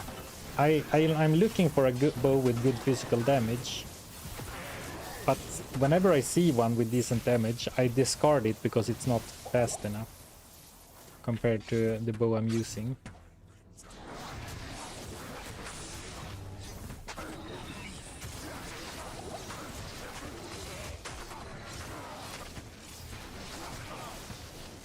And the thing is, if we're gonna get, let's say our next decent rare is another exceptional rare with the Fool's mod. In that case, a faster bow is gonna be better, because max damage doesn't care about the original base damage. But if we gamble and get a rare with like 230 enhanced damage, then I really would have wished I went for the higher base damage bow instead. So the sad reality, I guess, is that the base I would prefer depends on the random stats we get, so we can't really... There's no way to really make a decision that I will always be happy with.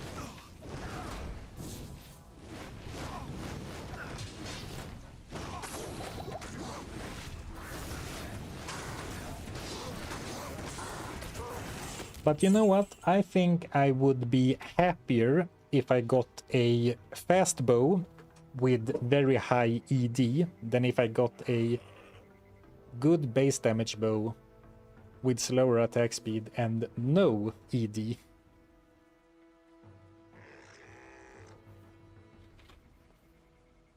Plus 2 damage is better than plus 2 maximum damage. Yeah, but plus 2 damage exists on like 2 items in the entire game. If you mean the literal stat plus damage.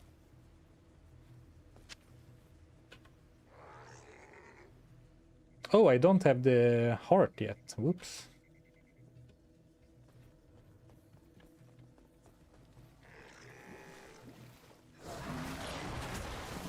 Well, I can do one repeat kill of Travancore before we go into the sewers.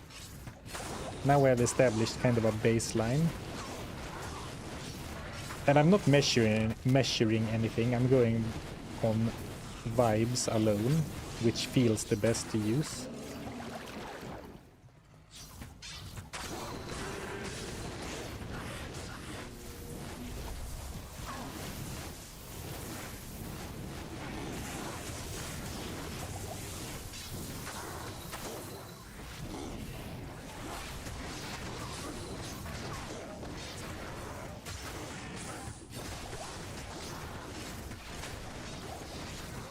Trying to take a mental note of the fact that I have to drink a lot of potions with this setup, for example.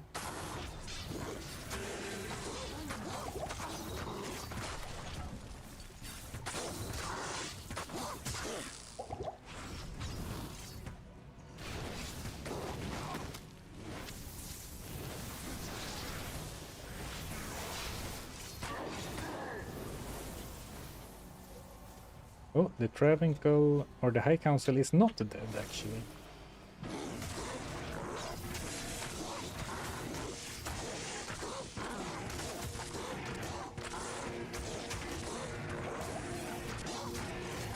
Open wide for Here we me, go.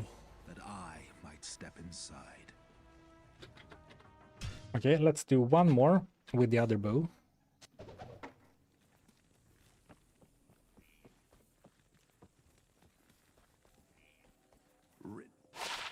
Oh, now I left the quest item on the ground. But we'll get another one since we're going to kill them again right away. Oof, should have identified it before bringing it to town.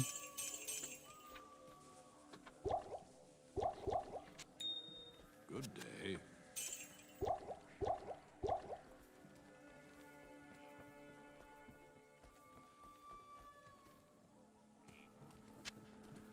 I meant that plus max damage makes a bigger range between damages, whereas any other extra damage affects min and max damage. I mean, that's true. But the game doesn't really offer, you know, similar stats all the time. Let's say I have a bow that deals 10 to 30 damage. And then I have a bow that adds like 50% enhanced damage. That'll be 15 to 45. But then I get another one with plus 30 max damage, then it's 10 to 60, you know? So then it's kind of comparable, because then the average damage will be kind of similar, but the game doesn't usually offer you that type of damage, right? So like when I say I'm talking about getting like a lucky 200 ED roll or a fool's mod, like I can't control which one I get. So my point was that if I get flat plus max damage, I would prefer a faster bow, but if I get percentage-based damage rolls, then I would like a bow with a better base damage. But in the end of the day, I can't influence either, right? So I can't really prepare for it. But I can think like, would I prefer to get the wrong stat combos on a slow bow or the wrong stat combos on a fast bow? And I think I would prefer to get ED, like percentage based, on a weaker but faster bow, than I would to get plus max damage on a strong but slow bow. But the best case scenario for me would be to get big ED on a big slower, higher base damage bow. Am I making any sense? Can you make your sound louder? Which sound are you referring to? Like if you mean the sound in general, may I suggest lowering or increasing your volume? More damage is more better, yes. But attacking fast is nice.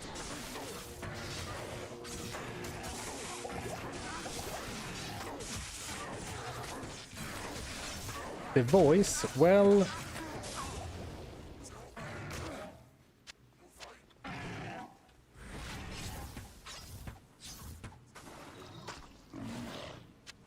I haven't messed with my settings, and you're the first person in several streams who comment about the voice volume. So unless there are more people who agree, I don't think I'm gonna change anything. So let's do a quick volume check. How's the volume? How's the voice compared to the game? Because, you know, I can't go around changing my settings off of one comment. Sorry about that.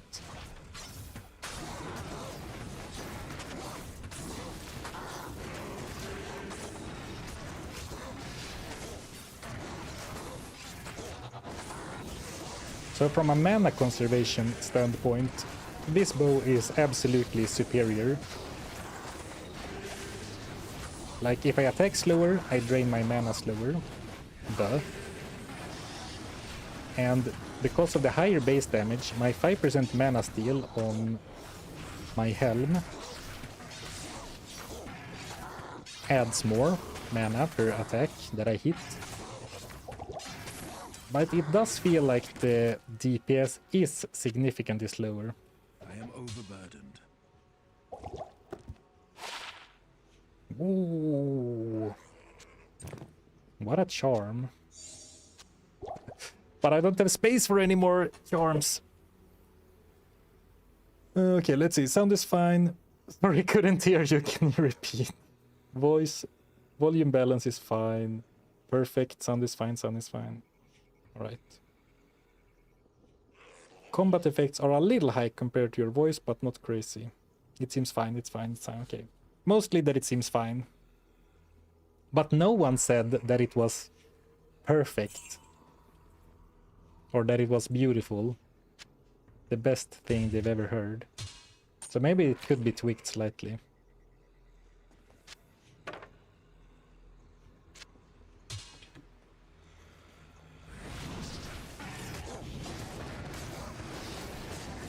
Why not leave the flail if you're coming back anyways? Well, this is me coming back.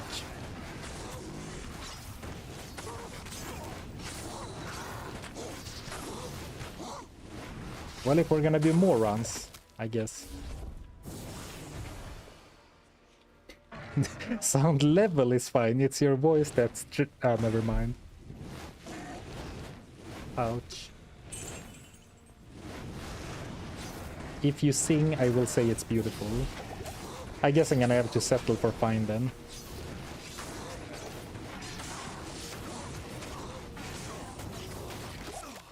I can't carry anymore.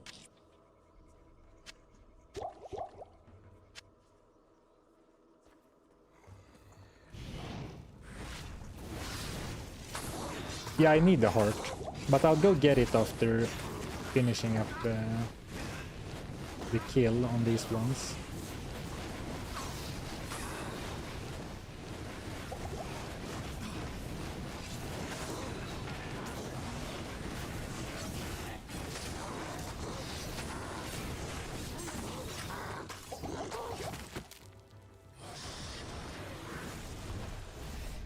I can't carry anymore. Nice big double gold pile. Better is the enemy of good.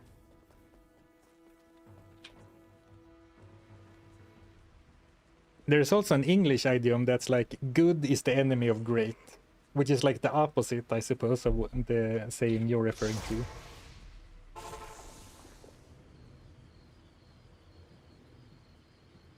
Greetings. What?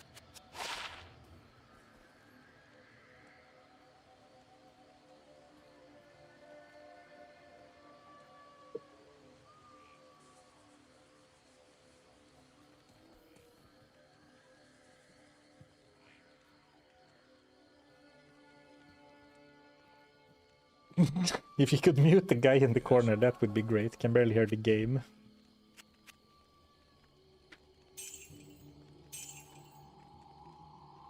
War sword of performance. Okay, let's look at the charms. This is a pretty sick charm.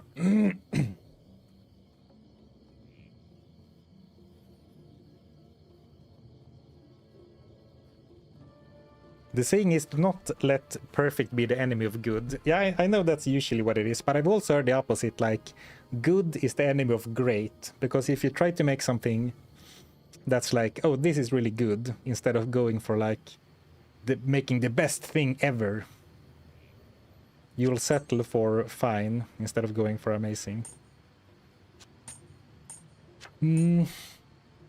I mean, it's hard to pass up a 22 fire res, 7 run speed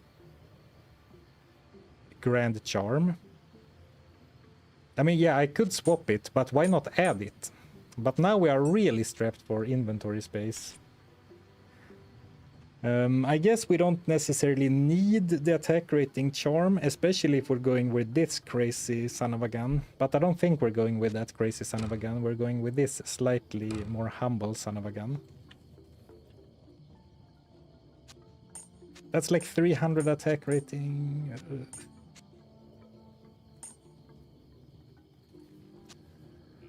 Yeah, whatever. We have it here in case we need it later. Can I get rid of any of these?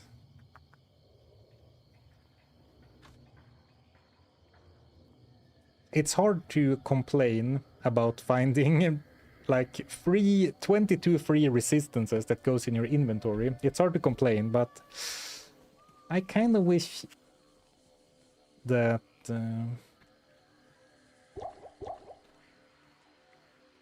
I could carry more loot.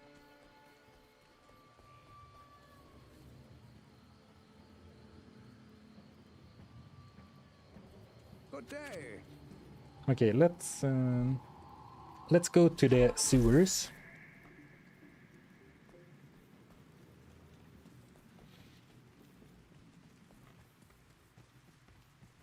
Sorry if I missed the explanation, but why no using the materials and rune stashes? I don't like change.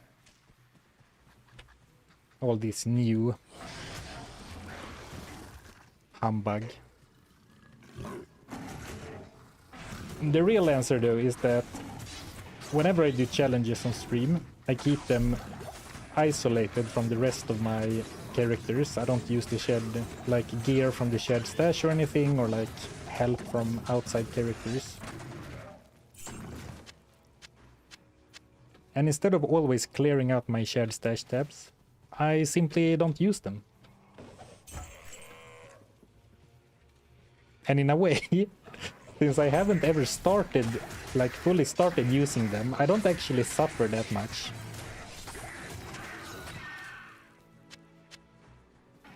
It seems like the viewers actually suffer more than me.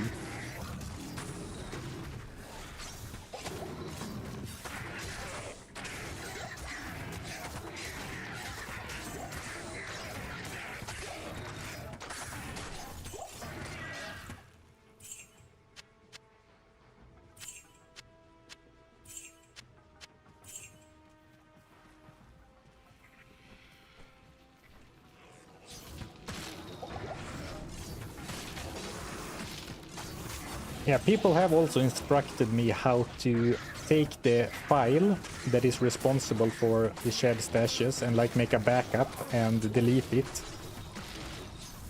But I don't know, is it that much of a problem? Isn't it, you know, part of the game to be strapped for resources. So you have to make some decisions on what to keep or not.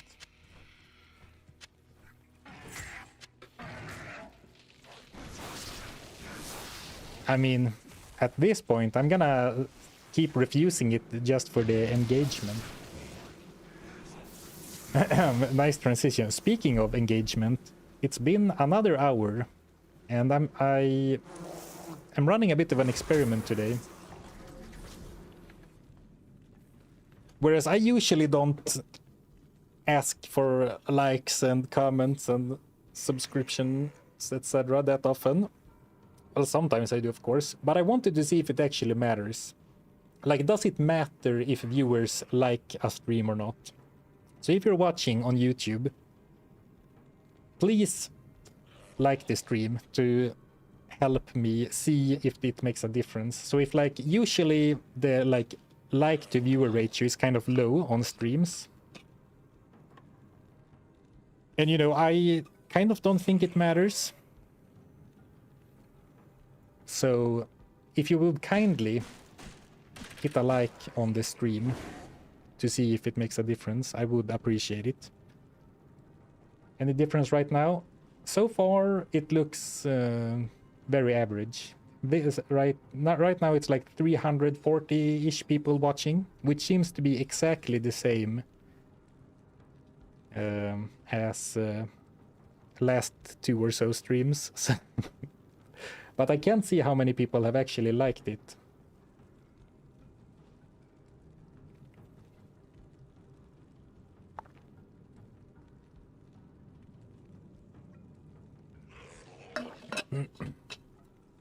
Speaking of engagement, do you plan on getting married? What kind of transition is that?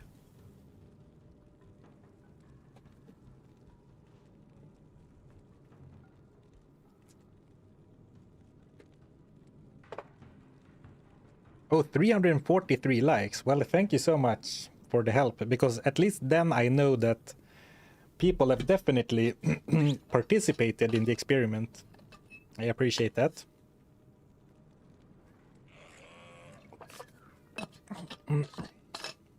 Like the stream for a free sod rune. Well, I don't even have one, let alone 260 to give out.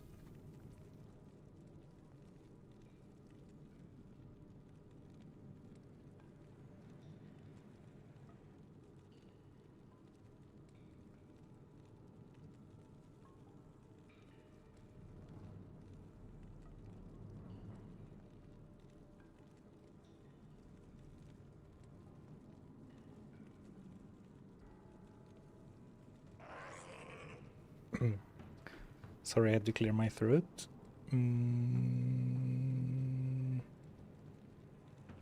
I forget what I was talking about.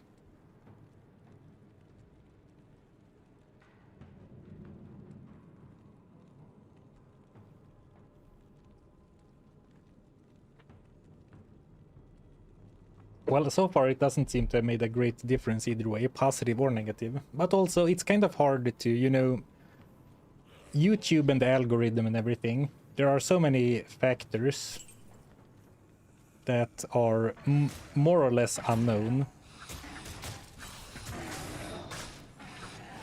So even if we're trying to do a test like that, it's kind of tough to say, like, okay, like even if there was something different, it's hard to attribute a cause to an effect, right?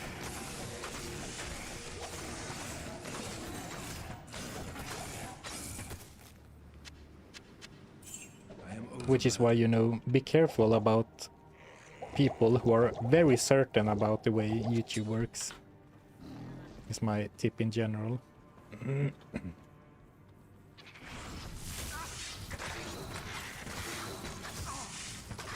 But at least from preliminary results, seem to suggest that liking a stream is not a significant boost to its reach.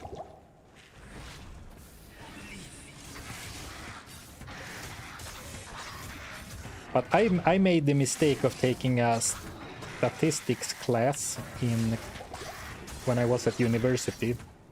So now I feel like the takeaway from that was Well, you can't really trust anything because you can't... Like, correlation doesn't equal causation. And it's very hard to get to a point where you can actually attribute something confidently.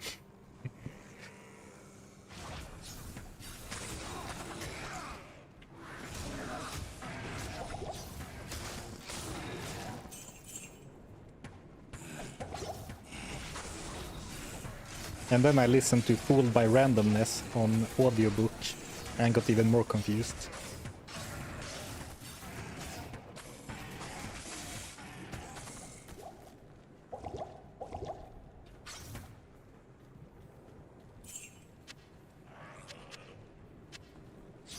Oh?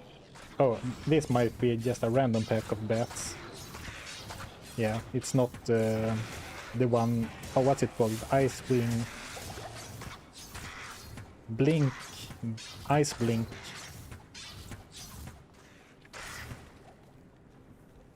Ice Blink Spark Wind. Overburdened.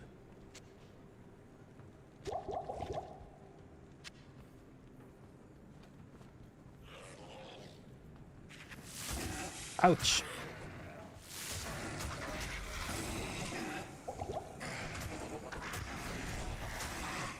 I'm running out of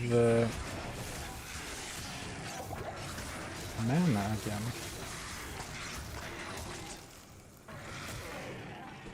No. I'm running out of arrows again. The last few streams have not come up on my YouTube homepage, whereas before they were always there. YouTube is hiding my stream. Well, Hello.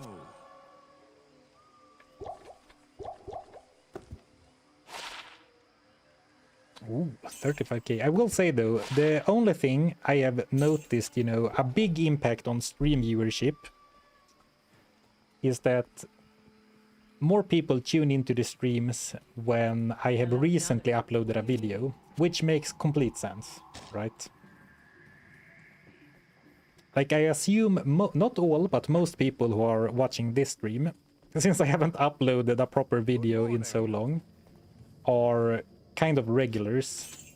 I'm sure there's someone out there who's seeing me for the first time, but most people have probably seen my stuff before, and most of you have probably even watched live streams before. But when you upload a video, there are more people catching those streams for sure. And other than that, it's like the usual thing, like if a stream is more interesting, like a more interesting concept, more people are watching.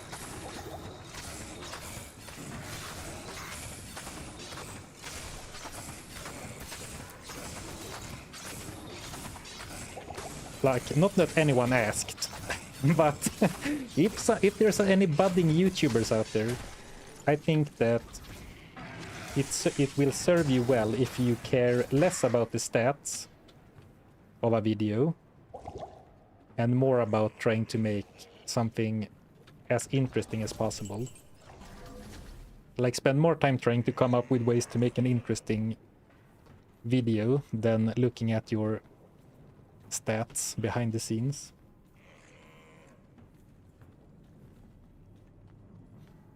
And if you want to look at stats, look at like views, not CTR, average watch time, retention. Well, retention can be good, but only if there is any noticeable things happening in the graph. Well, that's my opinion anyway, and I just said you should be careful about people having strong opinions on YouTube and the algorithm. I guess that applies to me as well. Don't you lose the buff if you summon 2 goatmen? Yes, and sometimes I do it on purpose because I think that, well, like in this situation, I would like 2 tanks instead of 1 tank and damage boosts. But also, even though I called it out like explicitly that I can't, like when if I only have 1 goat, like, and the goat is very damaged, I said before that when a goat is damaged, I can't re-summon it early, because that will consume my buff instead of and summon a second goat instead of replacing the goat I have. But I have noticed that I still do it. So sometimes it's on accident, but sometimes it's on purpose, because I value the additional tank more than the damage. But you are correct. You can't you can't consume. Now I have the consume buff. But if I summon another goatman now, it will like replace my buff minion, or like, how do you say? It will like replace the consume instead of the minion I consumed. And if I consume this one, so now I can summon another goat, because then it will remove my boost.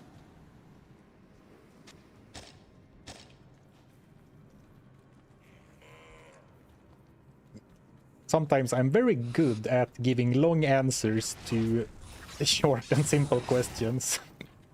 I could have answered with yes.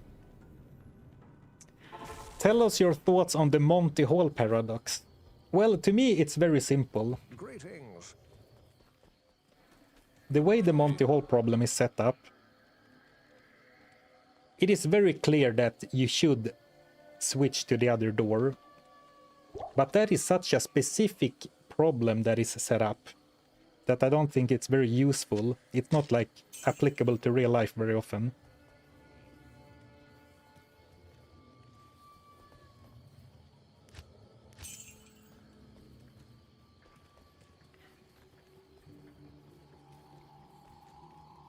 Good day. And the best explanation, or like the best way to understand it, is to pretend instead of it being 3 doors. No, how many doors are there from the beginning?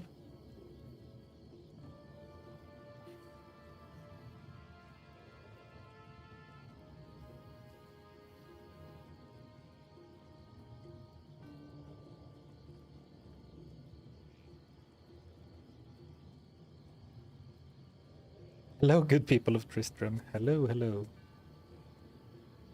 Today's topics are wild. Yeah. There are 3 doors, but it can't be... Is it only 3 doors? Okay. Yeah, so if you're unaware... For a minute I thought let's not delve into the Monty Hall problem, but actually let's do it. So the thing is, it was a game show, and then there was a prize behind 1 door, and you have 3 doors to pick from. And then it worked like this. You chose a door, and then the host of the show eliminated 1 of the remaining doors, and then you got to choose. Do you want to keep the one you picked or change? And so it's like, are you gonna go with your gut, or do you want to pick the other one now that I eliminated 1 wrong door? And purely from a mathematical standpoint, it is always correct to change, because by eliminating 1 of the remaining doors, the remaining door has a higher chance of being the correct door. Because really, if you think about it, you're picking 2 doors instead of the one you went with first. And it was widely debated back in the day. But it's a solved problem. There is nothing to discuss really. You go from 1/3 to 1.5. Yeah, exactly.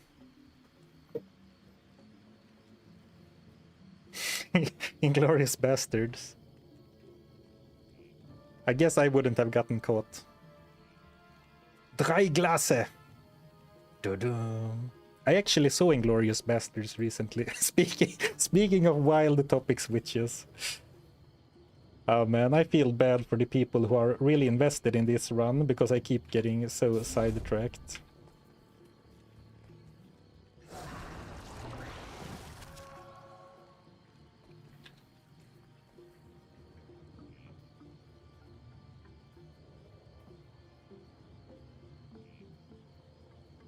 No, that's true. You don't go to 1.5. You go from 1 in 3 to 2 in 3 if you switch. Okay, it's been a while since I actually watched the breakdown. But anyway, it was mathematically proven that you should always switch. But there was a big debate because, you know, the human brain isn't built to handle probabilities. To think in probabilities, I should say. I can already tell that I'll be your best friend in this forsaken camp. Hey, thank you. I just need to kill the gloom bats before I glean over on the second monitor.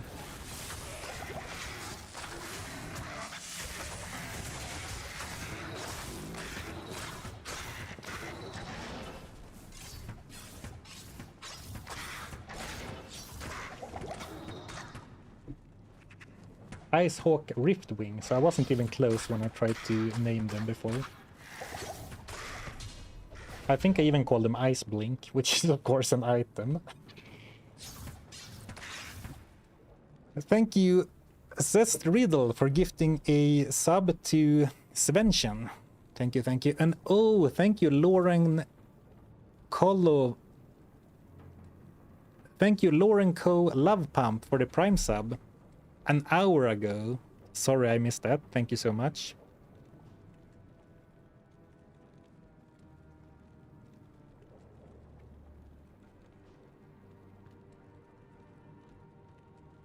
Yes, Ice Blink is the unique splint mail.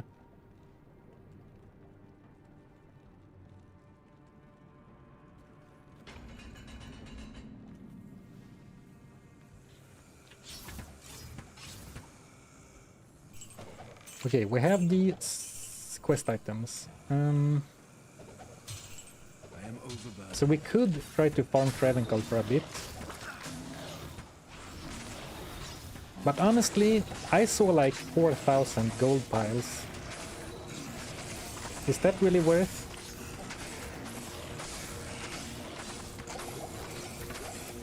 And I think we have a few 100k already, so maybe we just gamble the gold we have now and then go for Mephisto.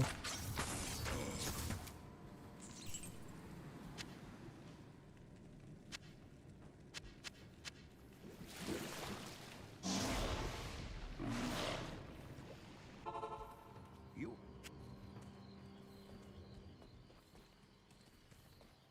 Hello. Greetings. Would you trade the boat for a mystery box? Yeah, the modern YouTuber or the like TikTok/shorts variation. $100 or the mystery box. Oh man.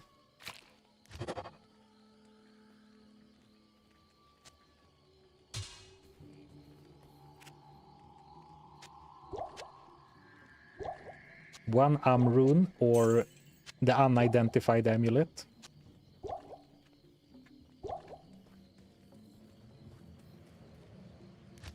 The Monty Python paradox. The Monty Python paradox is great. Let's gamble. All right, you convinced me. And I mean, I don't think we need, at least the way we've been playing today, we don't really need to do a dedicated gold farm.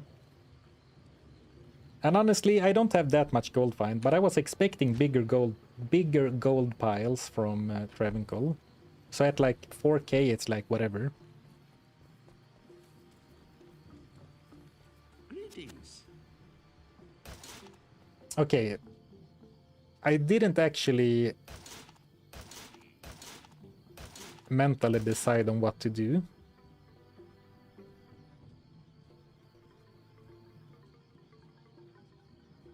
So I think we might keep going for the longbows, just to not change our plan.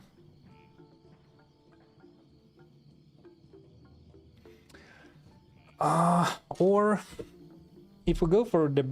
I mean, I think on average I would be happier with a solid razor bow than a solid cedar bow, which makes it awkward.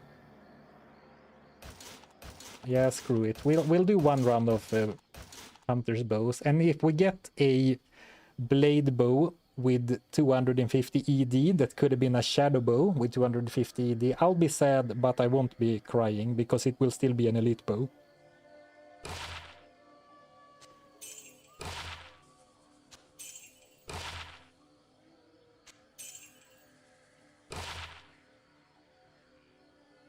Fine razor bow of lightning.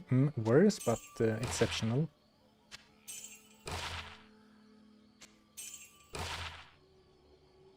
Grinding hunter's bow. Did they... Okay, hear me out. Did they fix the exploit, or was it only online that they fixed the exploit?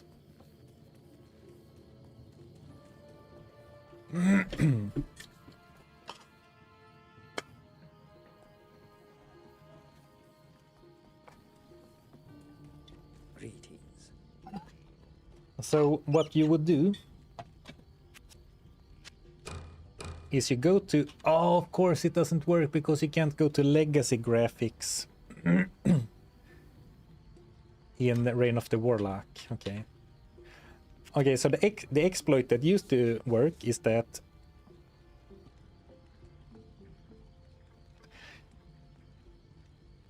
if you could change to legacy graphics, for some reason, because in the legacy graphics, you, in addition to repair and repair all, you have a button here for buy and sell. And the exploit was that if you go to the legacy graphics and used this button here to like click and then sell a weapon with the prefix grinding from your weapon slot, it would sell for more gold than what you could then buy it back for. So you could basically grind infinite gold by selling via the button, but it only works from the button. So you have to go to legacy graphics, and I think they patched it, but I also heard someone say it was only fixed on the realms and not offline. But sadly, we can't even try it because we are offline. Or we are Reign of the Warlock, so we can't access legacy graphics. Yeah, it was fixed very fast, but was it fixed on the realms only or offline as well?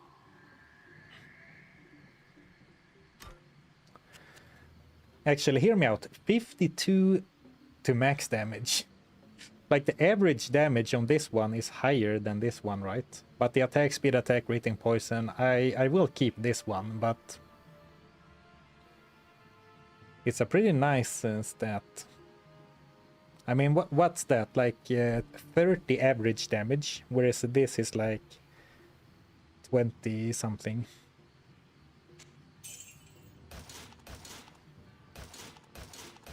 Oops, missed one.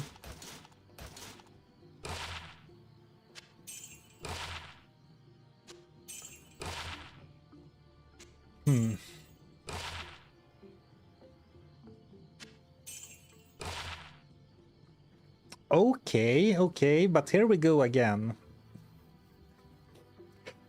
Fool's mod, but no ED.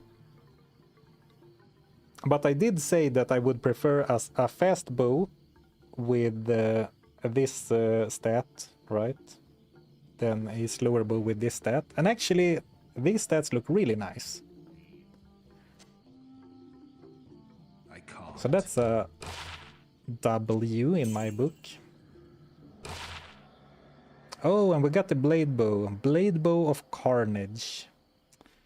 Still only one stat, unfortunately.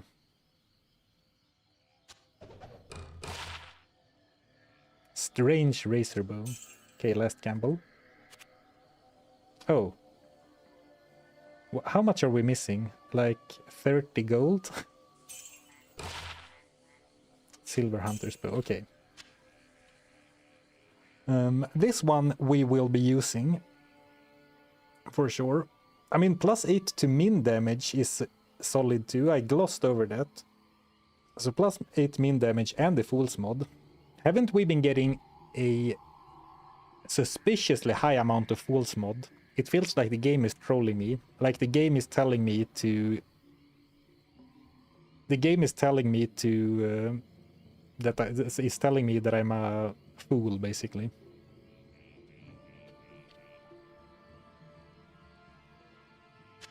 And then Blade Bow of Carnage.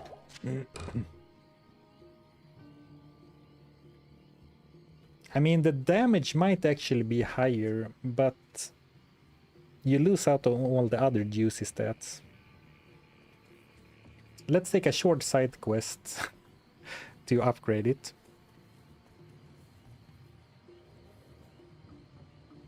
So we need a gem shrine.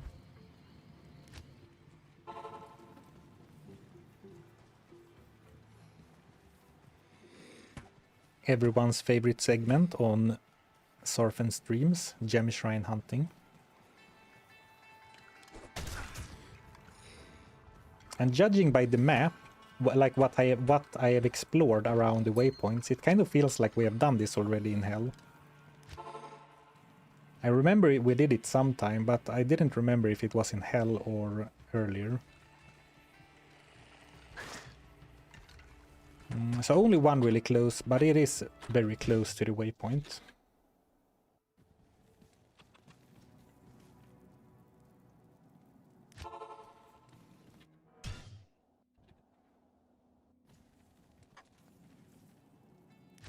Yeah, upgrading to Elite requires such rare runes that... No, I went into Nightmare.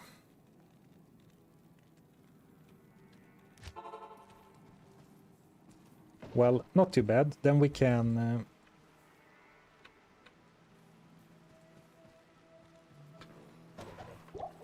look for shrines in an easier place.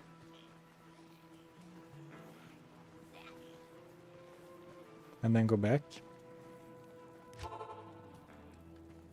Crap.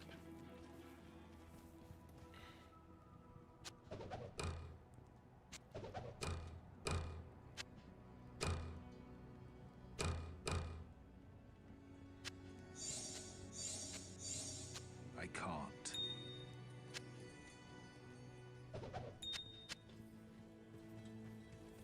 Oh, hi.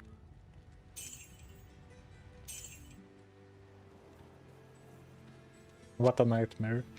Well, it's fine, because the next main objective is to go to Travenkal again. Stay a while. And that map is static, so we didn't lose any map, so to say, in Hell. But it is, of course, slightly annoying, especially since I had a map in Hell where there was a shrine super close to the waypoint. But now I figure we might as well do it in Nightmare because of easier enemies, right? Well, assuming we have any good maps, and this doesn't look great.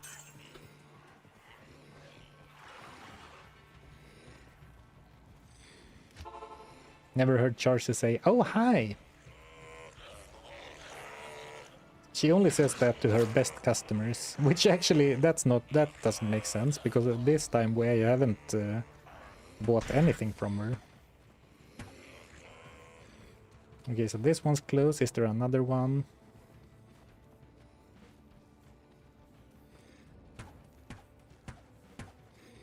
Not super close.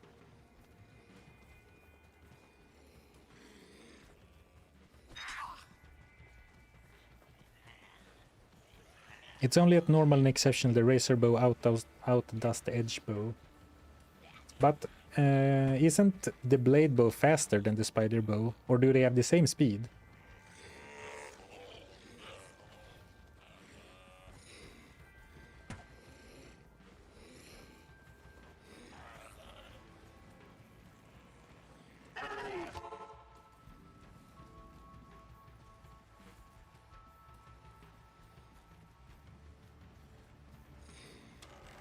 Yes, of course. The most iconic Charcy voice line is, "Wow, you're a barbarian, huh?"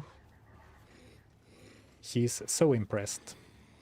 What an odd-looking map for the Cold Plains. Like a dead end.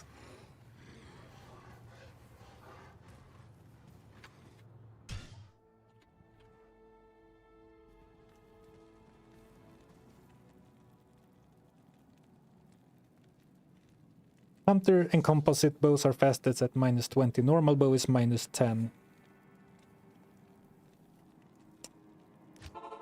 Yeah, but does it change? Is it still the case on elite bows? Because sometimes the weapon speeds change, right?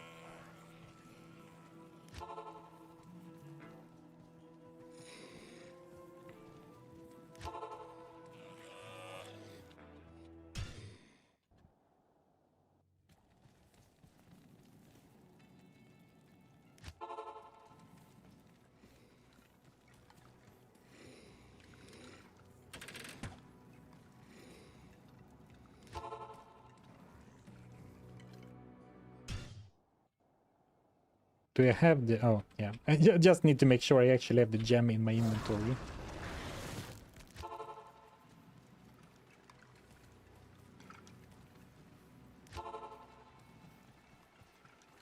Refilling shrine.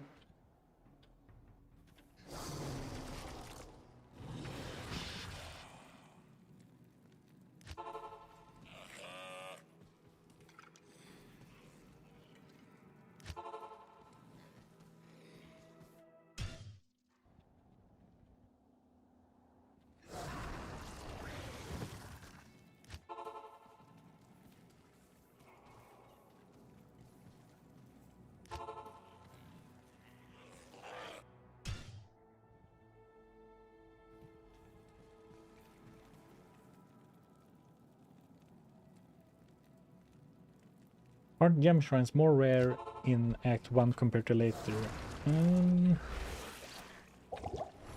I don't think so. I think in the first few areas of normal Act 1 they are very rare. But I don't know. But regardless, I think shrines in general are a lot more common in the first few areas of Act 1. But I actually don't know the optimal strat.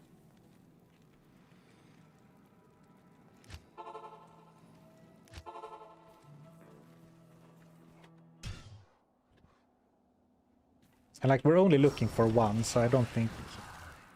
Like, if I really wanted to farm gem shrines, I should reroll for a better map, right? A map with like 2 or 3 shrines very close to one of the waypoints. And, you know, in before 15-minute grind, but usually it doesn't take that long to find one.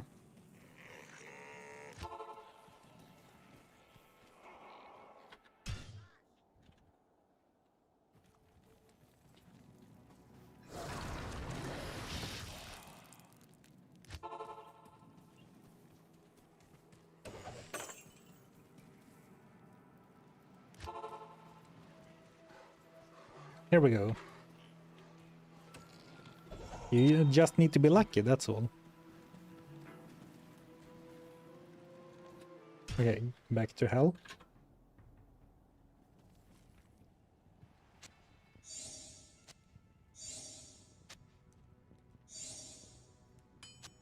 I can't. I can't. No, is it... Oh, right. Again, it's Ort, not Rel. I did the exact same thing last time, but now I got a flashback from doing the wrong rune. What? No. Okay, what am I doing wrong?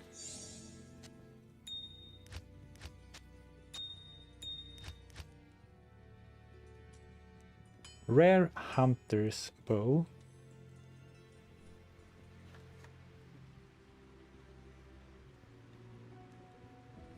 Ask Deckard Cain for help. The only thing Deckard Cain ever told me was, the Aurora Cube has a lot of secrets. You should find them out. Ort Emmed Perfect Sapphire. No. No.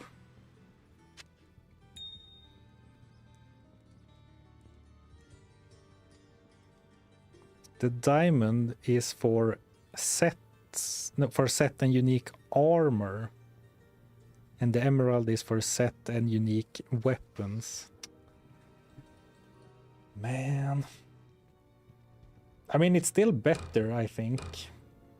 But it's not the cool Razor Bow version we were hoping for.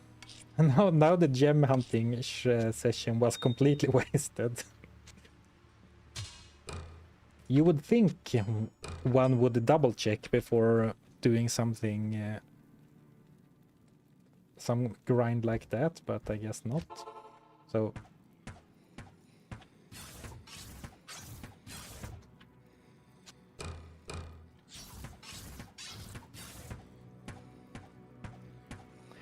sadly, it looks like the extra attack speed going from 10% to 20% actually matters. I'll still be using the Death Harp though, and we might socket it. Diamonds are forever, at least until you socket them into a magic shield that you use for like 1-2 acts and then throw it away. Welcome back, my...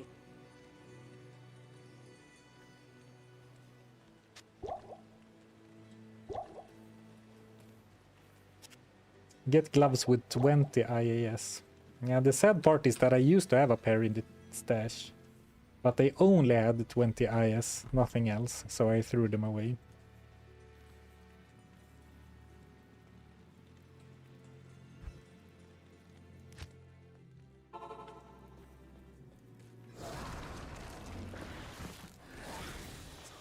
But you know,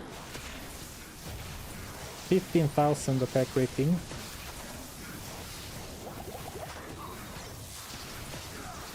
Should help.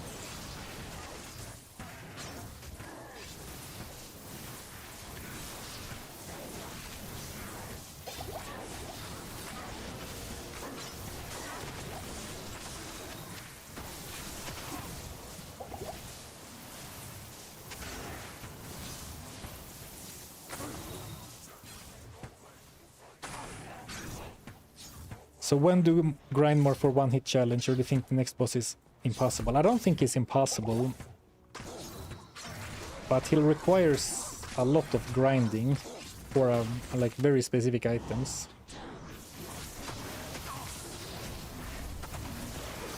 I actually think the best shot to complete the one-shot challenge was when Reign of the Warlock came out and you could find rings with Sigil Lethargy charges. Before they changed it so Sigil Lethargy no longer makes affected enemies take a bonus damage.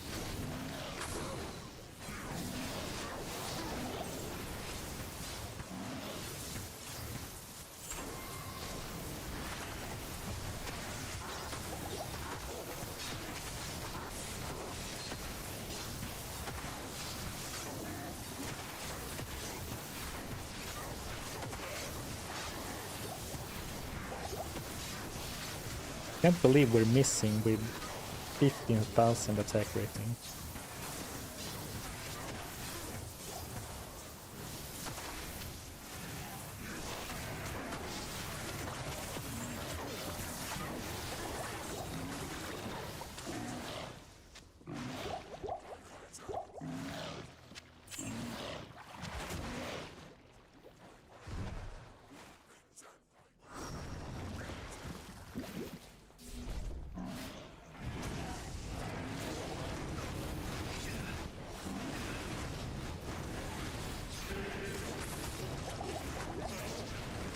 So now I actually summoned 2 goatmen on purpose because I was like, oh, they're eating my minions so fast. I would rather have 2 tanks than slightly more damage.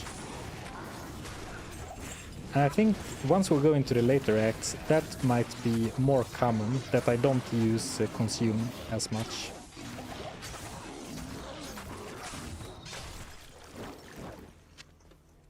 And I am actually considering going for 1 point in Bind Demon, just so I can, you know, do some sneaky stuff like get a resistant monster for certain fights. But again, since you can't bind elites now without investing, I don't know, a bunch of points, I don't know exactly how many.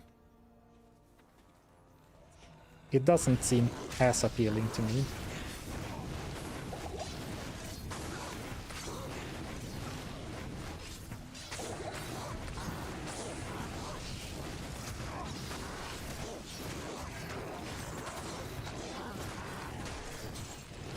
Unique Gladius, huh?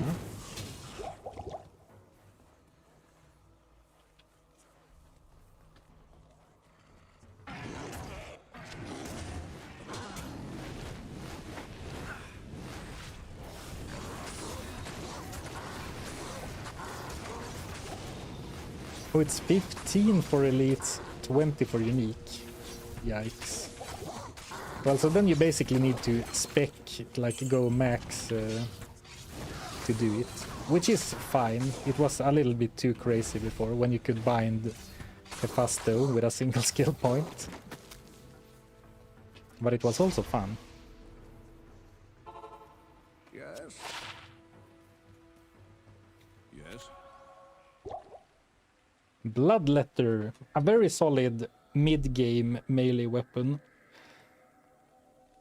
Doesn't scale that great into the late game, but lifesteal, attack rating, and a bunch of damage, and attack speed. And if you play a barbarian, it's really nice.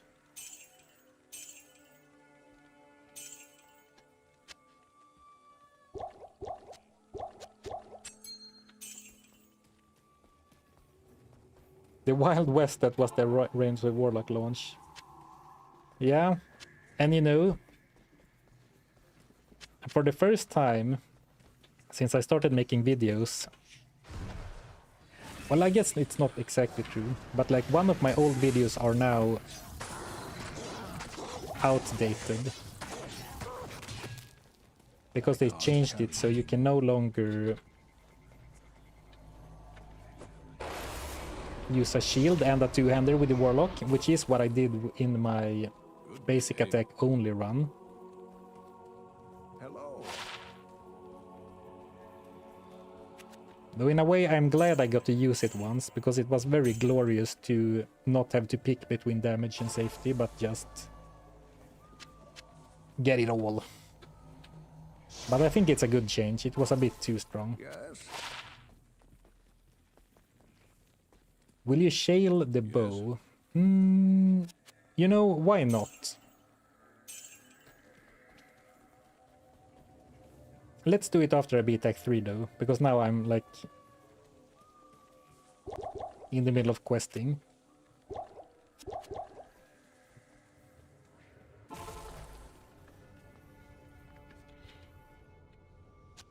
Oh, I forgot to sell the shield. Should we be ballsy?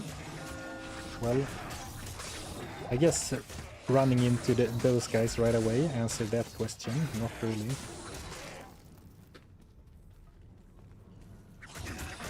Ouch.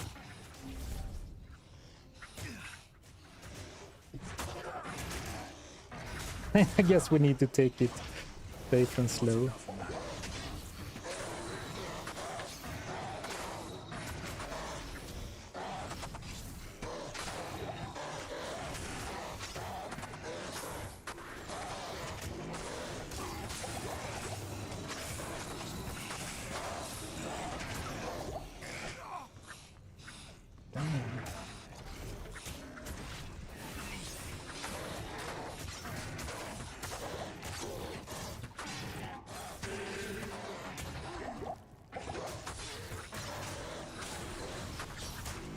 And now if I have two goats, I can actually re-summon them when they are low, so I always have a front line.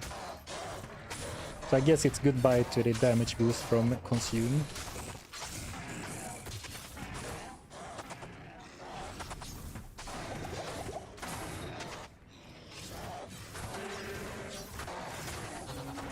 I mean, damage is still good, but now we're doing like reasonable amounts of damage, not like crazy amounts of damage. It feels to me anyway. Well, it's still pretty good damage for an attacking character, I would say.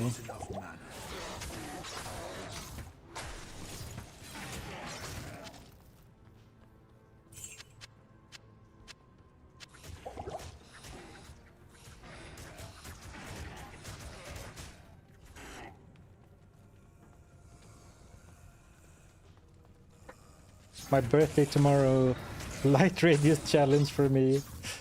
Happy birthday, but I'm sorry, I'm not gonna do a light radius only challenge.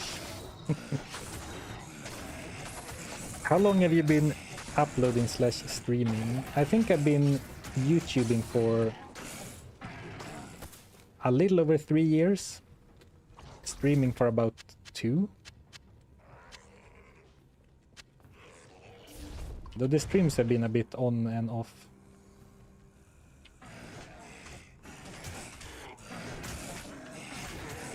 Like, I haven't been consistent for 2 years.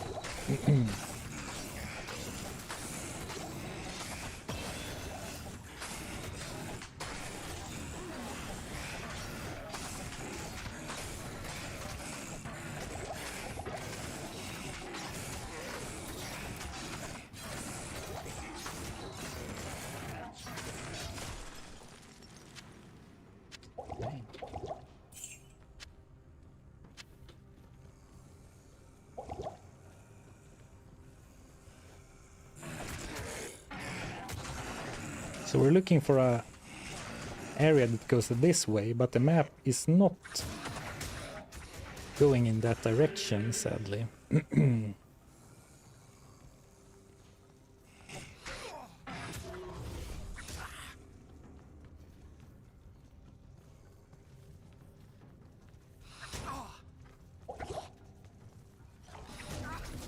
need mana. Thank you, Goatman, for saving me. Ah, ambush!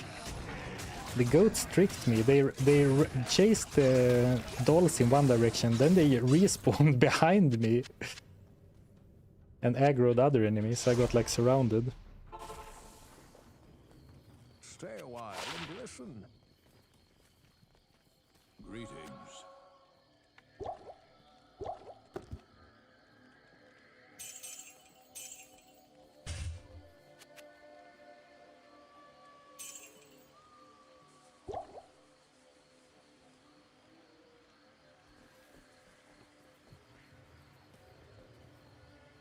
How long will you be on holiday? I don't know exactly, to be honest, but more or less a full month. Month? How long with Twitch streams? Oh, I actually don't know. Good question. I started streaming only to YouTube, but I think I started multi-streaming not too long after I started. Maybe half a year less. 2 unused skill points.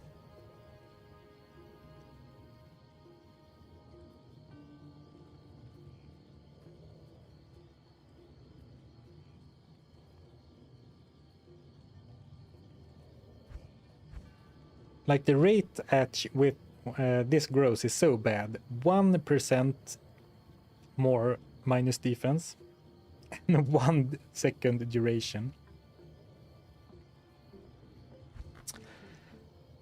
Let's save a few more points while we think, I suppose.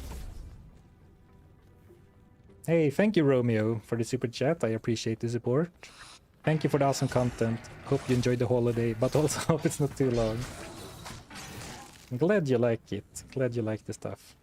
And thank you for the kind words and the donation.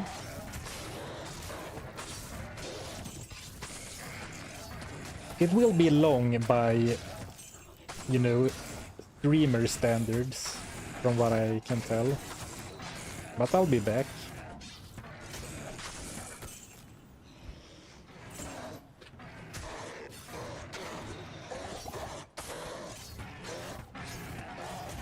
I think I'm firing into that pile of corpses, yeah. I wasn't, my arrows wasn't reaching.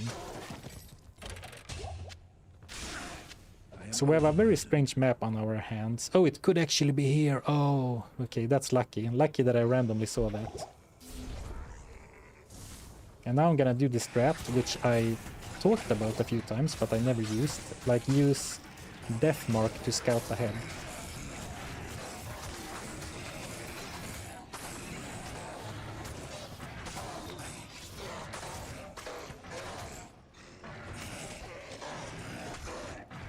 Am I really out of mana again? Hello. I wish I could take a whole month vacation. Yeah, I'm operating on European standards.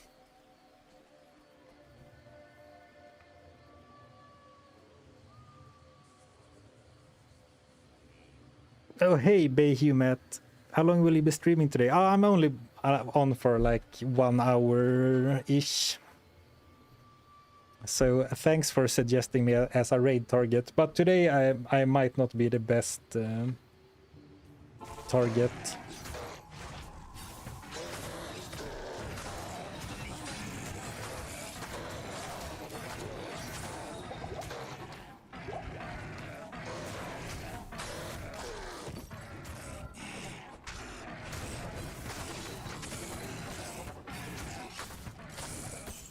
But honestly, you know, I can see why taking a month off feels scary or, you know, weird if you're a full-time streamer. And actually, that's part of why I always treated streaming as like a secondary thing. Even though, I mean, lately I've been streaming much more than I've been working on videos. So maybe I have fallen into that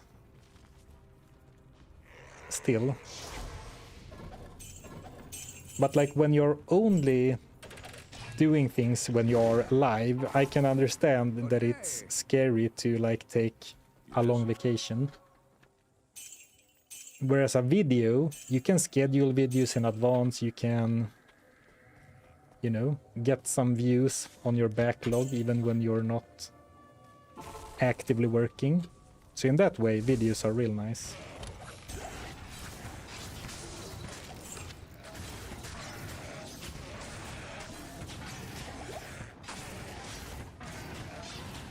But when you're streaming, you get to play a lot of video games every day.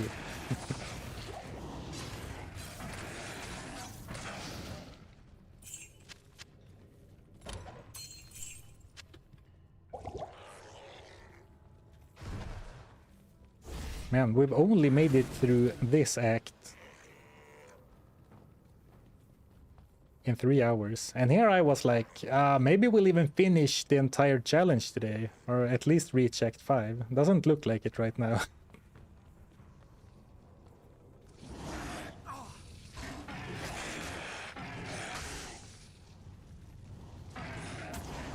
Dolls again?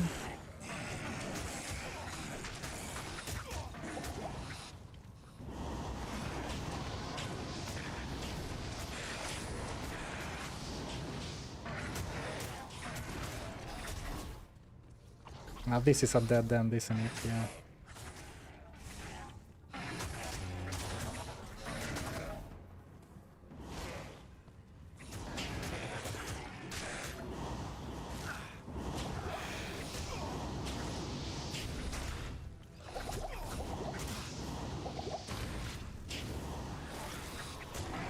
I really should have kept that shield for my secondary weapon slot, but when I respect, I didn't think I would ever use a secondary weapon slot. Only for blade warping.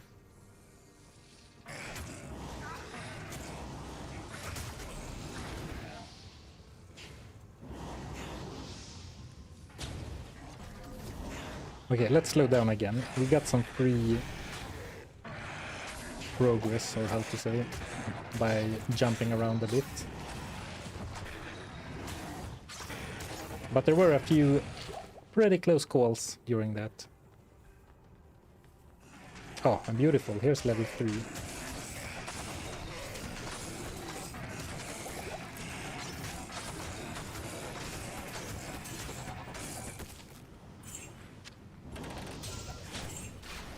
Can't carry anymore.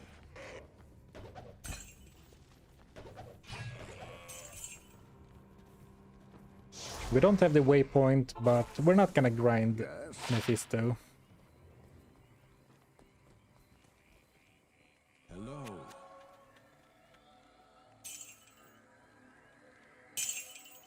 I think the shield will not work as you're running. But the shield had like 20 all res as well. And technically, no, but unlike defense, which gets set to 0 when you run, your block chance is only reduced, or it's greatly reduced, but you still have a little bit of block chance when you run. Hey, thank you Bayhumat for the bits. Have some bits, Mr. Gobbling. Love the edited videos. They are great comfort videos to fall asleep to. Not to say that you're making me fall asleep, but you get what I mean. Yeah, I get what you mean. There was a comment last stream too when we talked a little bit about it. And I am proud and happy that people can fall asleep to my videos. I appreciate that.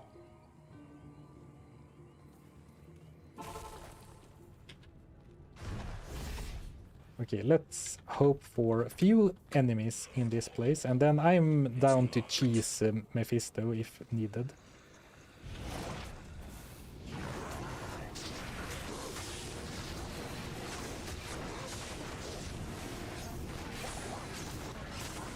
Like full-on moat trick him.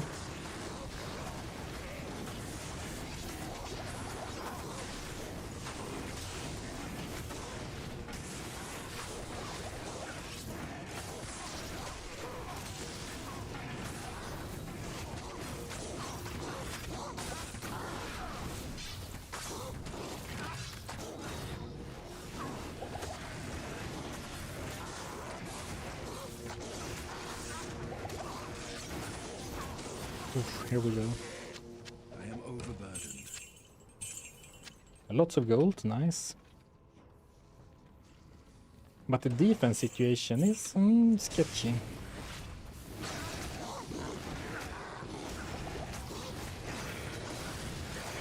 So I do have 2 unused skill points, which is, you know, it's never good, and a lot of unused stat points. So it's always bad to complain about your power and survivability, I guess. It's bad to complain about your build when you literally have unused power just sitting there. But I don't know exactly what I want to go for next, which is the reason why. And I'm so focused on staying alive right now.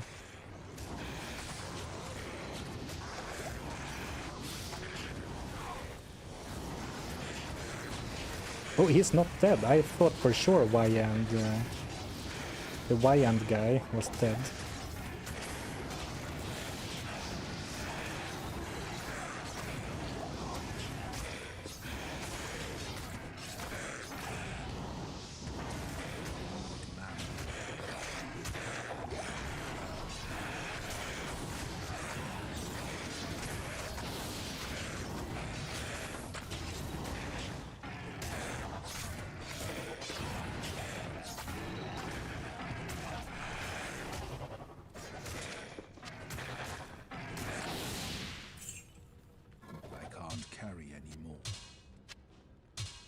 Alright, big sigh. Oof, that was intense. I need a key. Well, the dolls on the levels down were arguably the most intense. Yes? Yes, I'm only allowed to use gambled items. With the exceptions of charms, consumables, ammo, but like what I equip in my gear slots.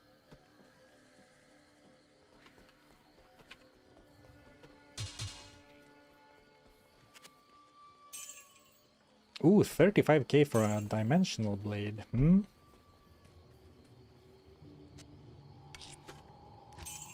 Already, yeah, that's what I mean. We don't really need to go and do a dedicated gold farm when we are finding so much valuable junk to sell.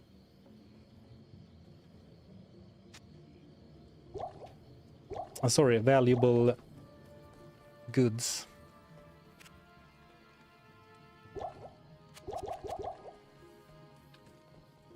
Okay, safety TP, tucked way back in the corner. My buffs are up. And let's try to get some crushing blow going.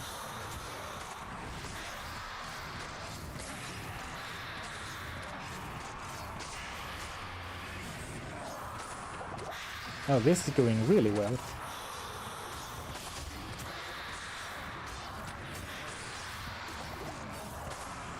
I guess I wasn't... Nice try, Mephisto.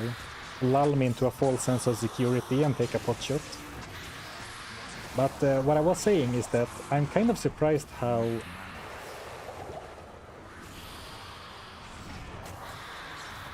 Okay, now I can speak. I'm kind of surprised how well the goatmen are tanking. But I guess he does really love punch or like using scratch and poison gas when enemies are close to him. Oh, dodge. Reflexes still intact. Oh, let's go. That was so anticlimactic. That was like the easiest fight. The easiest act boss for this character in like all of it. Well, I'll take it.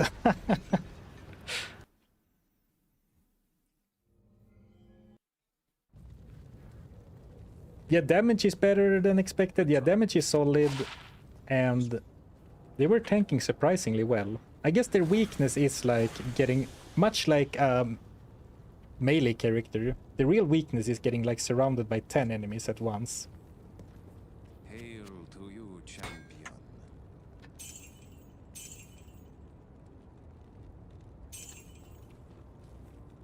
Eisenhart's parry. Greetings.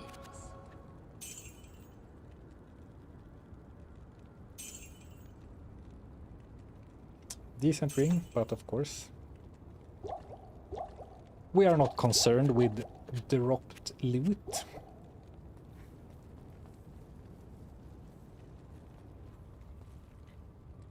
He punches a lot because he is Mephisto.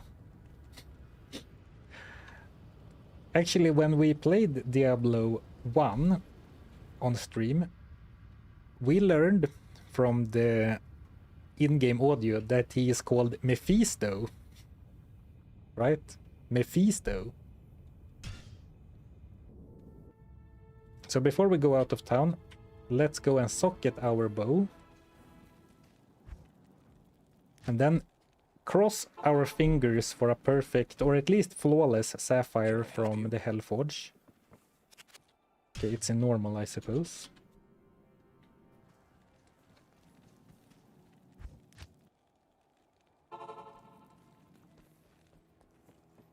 It's not Mephisto, it's Mephisto.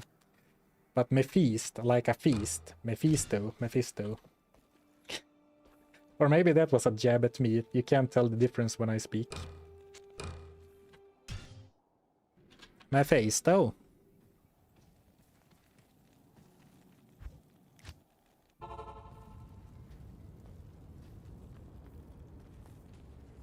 They never gave us closure on Phantom the Drunk. True, I didn't even notice that guy until after I already beaten the game. But that is one character we don't know what happened to. I guess, do we know what happened to Pepin the Healer?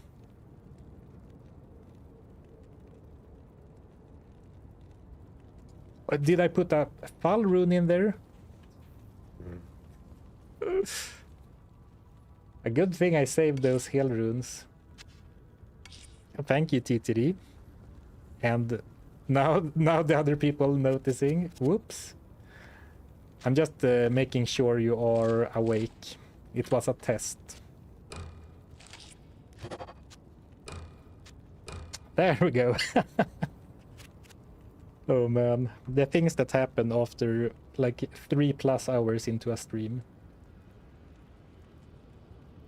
Okay, so now part of me do not want to gamble anymore,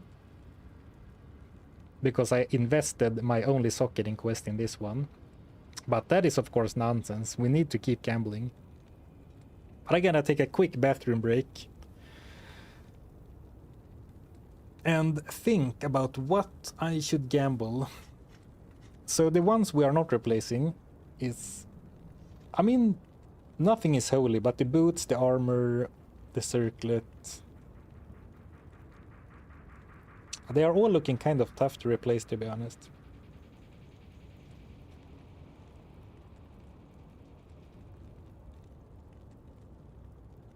I'm not gambling, unsubscribe. Oh, nice, Taj. Yeah, of course we're gambling, but like, what are we gambling? Okay, I need to take a quick bathroom break, BRB.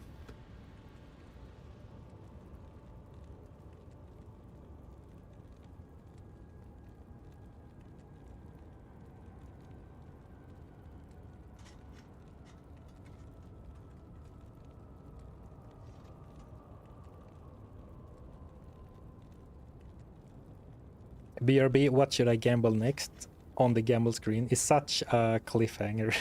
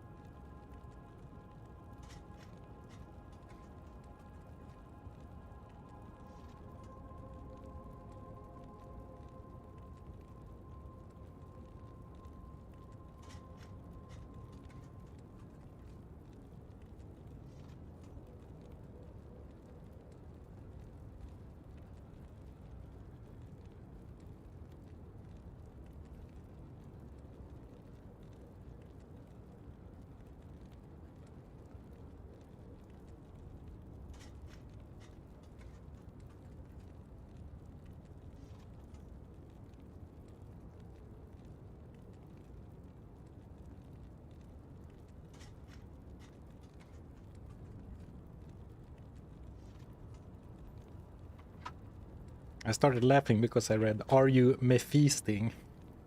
I was me-feasting on a cookie. Alright, boys and girls and goblins and ghouls and any demons.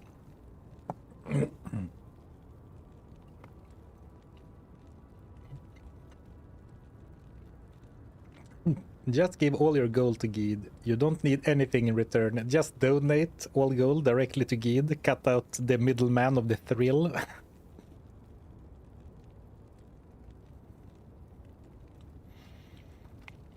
Gloves or boots? Maybe gloves, but we're absolutely not trying to improve on these boots.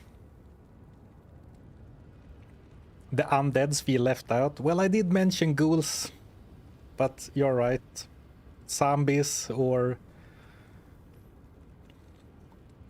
what else? Undead is welcome too.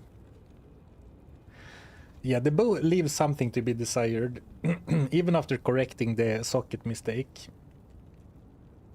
We could definitely go for yet another bow, round of bows. The circlet, yes, but currently I feel like I am... Actually, maybe I'm not. I feel like I am very reliant on the mana steal. But maybe I'm not, because I am kind of drinking potions constantly anyway. The amulet's good. Maybe a ring. I like the idea with a ring to replace my last blue item.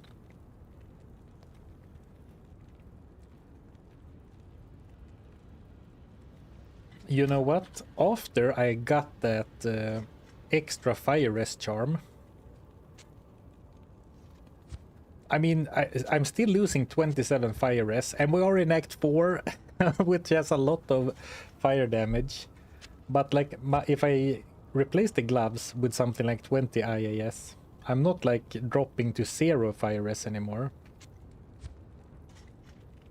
But I like the idea with a ring, try to get another rare. But it kind of needs to have lightning resist, unfortunately.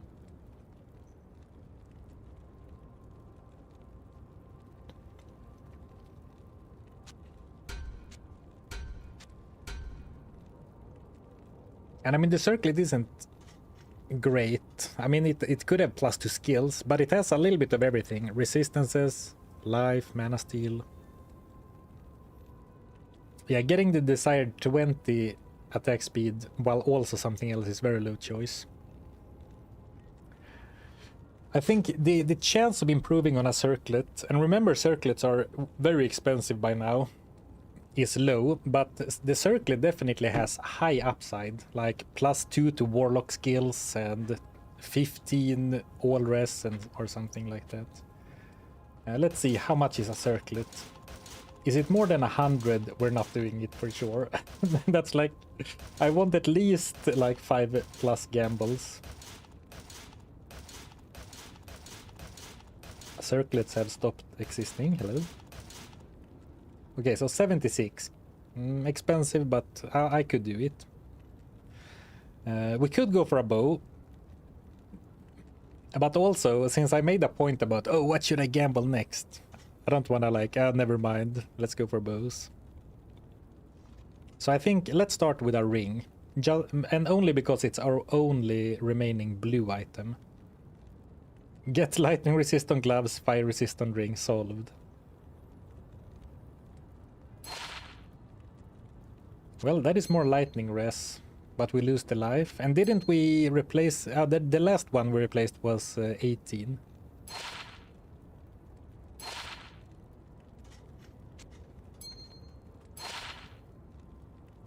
$82 to mana. That is actually kind of interesting, but I don't think it's worth. Uh-oh, my insane rare luck has run out.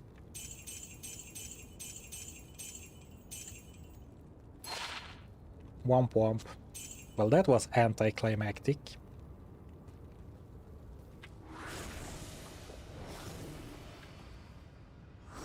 Well, then I guess we'll head for the Hellforge then, to upgrade the bow instead. Upgrade the bow instead. You know, as a non-native English speaker, I find that where to put the emphasis on certain words depending on the sentence you're trying to present is some of the hardest, like where you put the pronunciation. And I guess that could be a bit of dialect to that as well. But sometimes I say sentences and I can hear like that was probably the wrong place to put the emphasis on that word.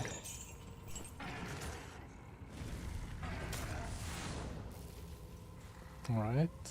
Seems like we have been blessed with a gloom-less Plains of Despair.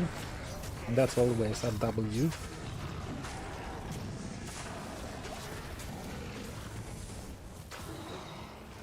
I'm trying to find a safe corner, but I'm like running into more enemies, which is what happens when you run past all the enemies, I suppose. Shouldn't be surprised.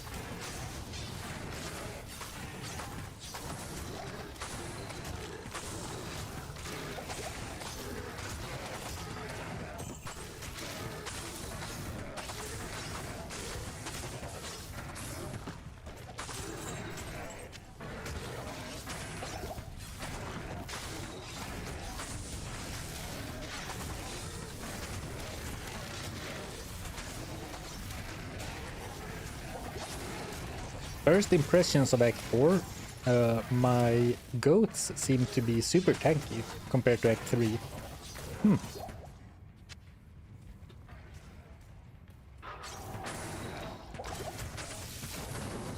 Well, that's good.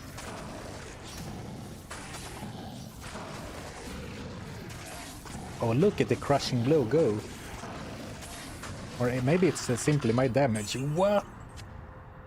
That's the craziest Hell Isuel kill I've ever seen. On my channel. Big asterisk. Oh, that was crazy. Okay. I'll take it.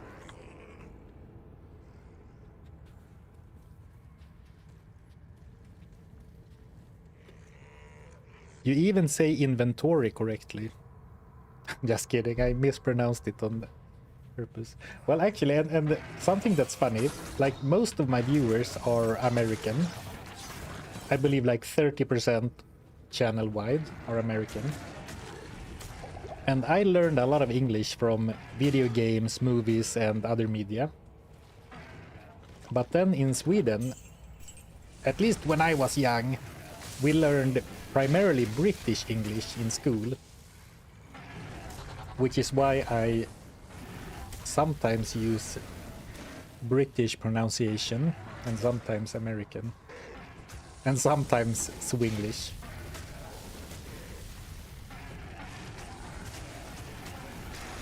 You know what? I'm gonna skip the rest of this area. Let's go straight for the rewards.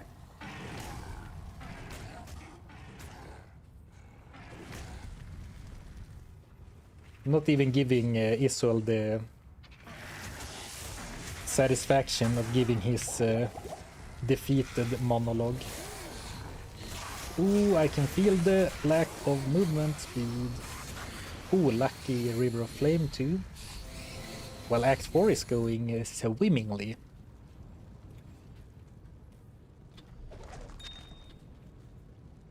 I was watching a Spiffing Brit video the other day. And he says like inventory, which I assume is the British way, because he is a very British person. That is wild for such a bad weapon. Yeah, so in a way, I am fooling myself, thinking that we are still a gear-dependent character, because then you look at Hex Bane adding 800, more than 800 average magic damage to every arrow of our attack. Sarfan was a fool for not talking to me.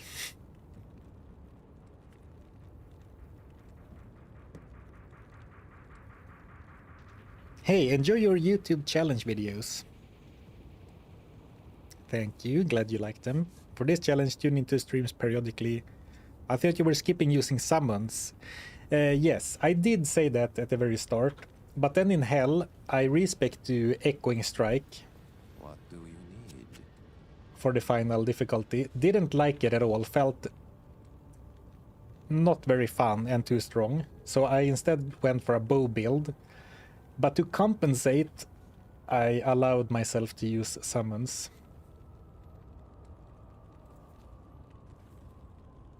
Oh, I was like, is that a broken texture? But it is a very, very reflective metal item.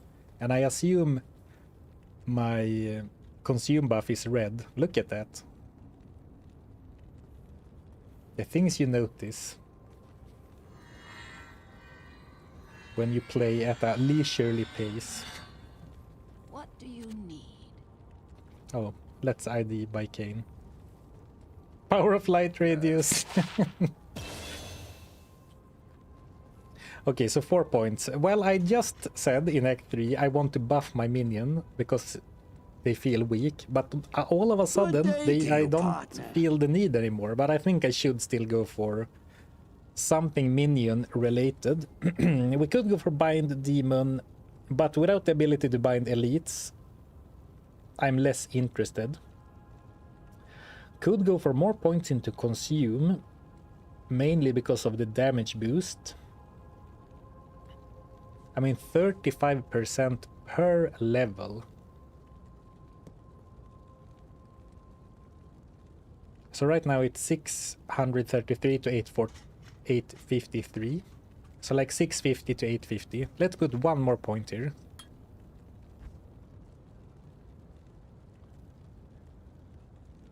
So it doesn't do that much, which makes sense because it is already heavily synergized. Thank you, Fireworm, for the Prime. 3 months in a row. I appreciate the support.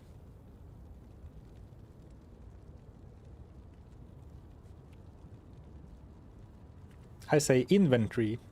Oh, maybe that's it. I'm not very good at imitating accents. Inventory. Inventory is from southern Britain. Well, now I'm not sure.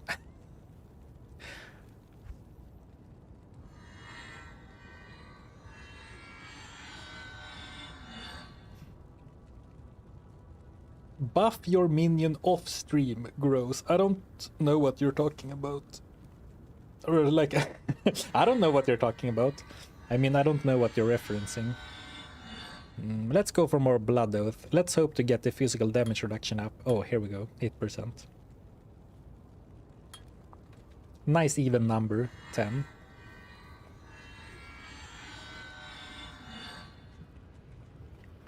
Alright, I'm gonna mute you now while I catch up on your VODs. Ah, okay. You had me in the first half. Thanks again for the support. Can I ask you a game dev / opinion question? Sure, but I want to preface this by saying that I don't know anything about game dev. But since you are asking me, I assume you want my opinion, so that's what I can provide.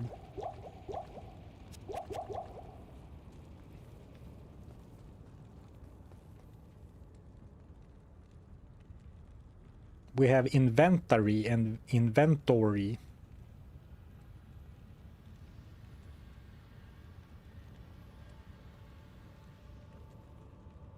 The first is what you have, the second is what you do.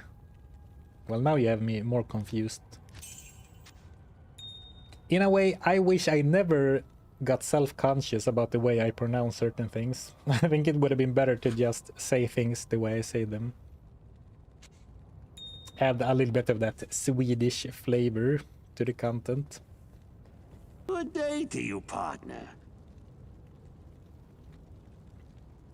Hey, thank you, Sideburn Ted, for the Prime sub. I appreciate it. If you were in charge of a project like Diablo 2, how would you alter, change / upgrade mercs? Ooh. Yeah, that's the problem. I don't know. I think it would be really fun for the way I play the game if mercenaries had more gear slots. But of course, that makes mercenaries a lot stronger, right? And I don't know how to balance that.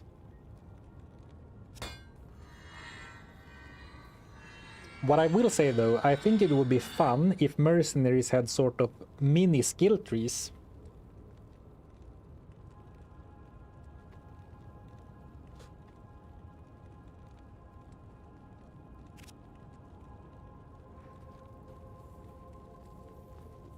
Well, I guess that's kind of like how it is in Diablo 3.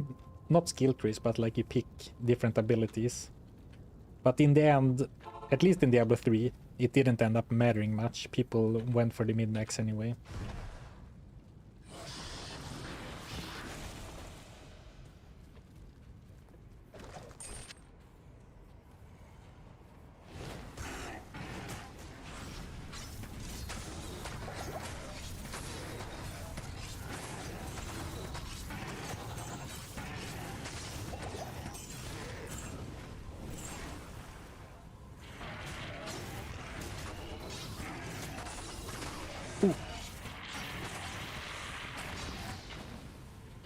Yeah, the thing I think would make them the most fun for me would be to have more equipment slots on mercenaries, but I don't know how to balance it, like I said.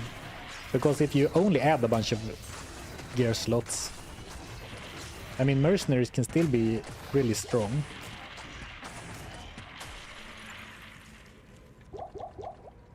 But I don't have any like grand ideas, like how to fully revamp them.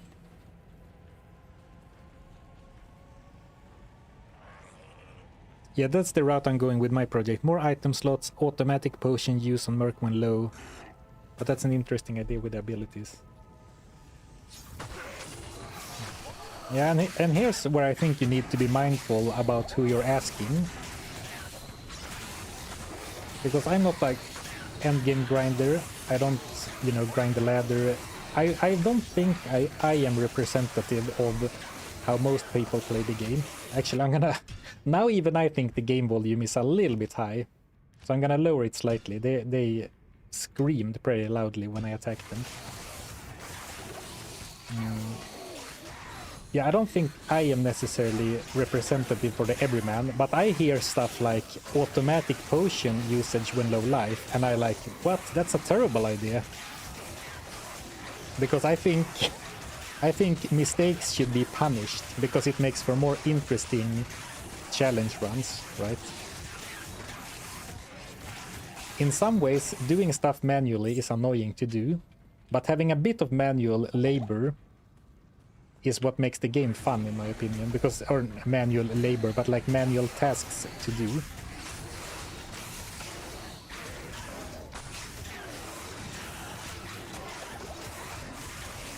So that you have to spend some time and mental energy to keep your mercenary alive while also running, while also keeping your buffs and curses up, while also, you know, etc.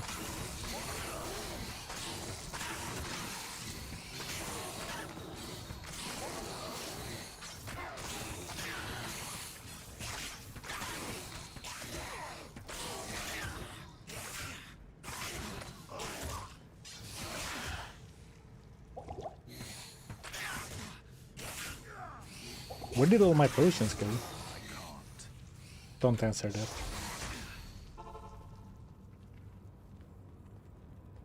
Hail to you, champion. I guess the major thing would be to improve the AI, but I'm not I'm not sure how easy or hard that is to do. But like, make the ranged mercenaries less stupid. Hail to you, champion. I just don't like the fact that I had to open my inventory to feed the potion to them.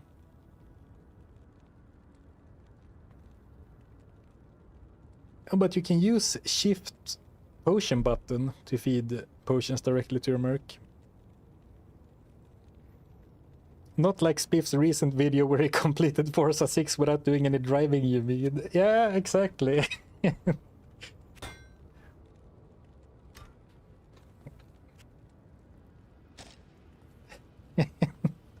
Kind of like that, yeah.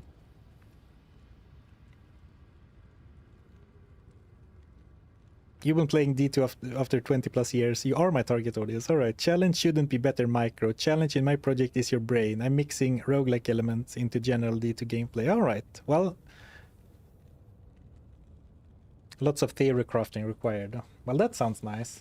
That sounds like a direction I would enjoy.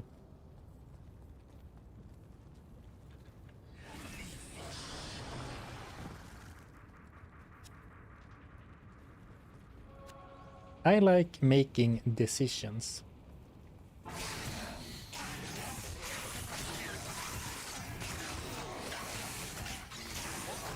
Which is, if I should give myself a little bit of self-critique, one of the downsides of this challenge, or like one of the...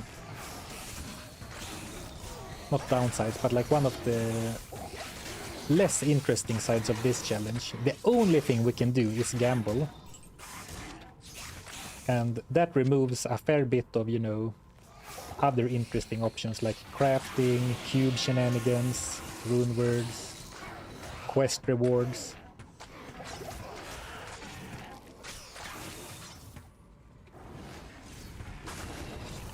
Which is fine, like a one-off. It's sometimes it's fun to go very hard on one part of the game, like one mechanic.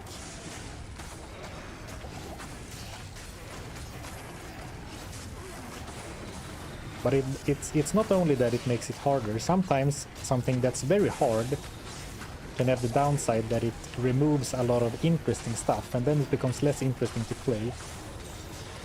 And at least to me, a challenge, I'm even doing air quotes, a challenge, maybe I should call them themed runs instead, but like a challenge doesn't necessarily have to be designed for maximum difficulty.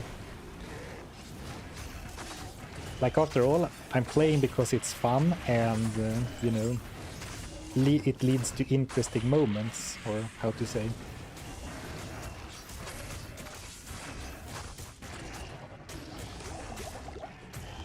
Oh, my buff ran out. I was like, since when does bone armor absorb magic damage? But it was my buff that had run out.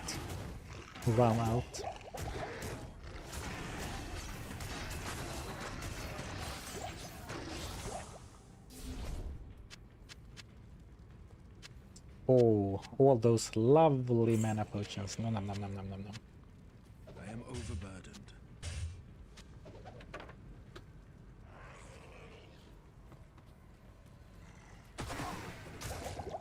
Going through the mana potions like a champ. I'm actually considering putting points into energy, because the mana consumption is... oof.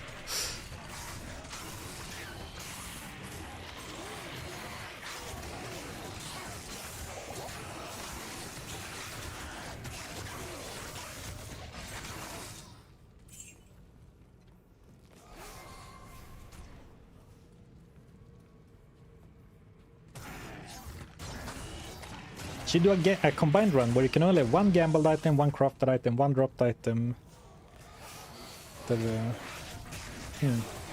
I did one challenge once where I could only equip one item of every rarity.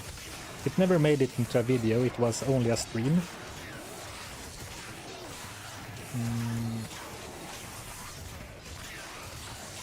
No, that wasn't my favorite.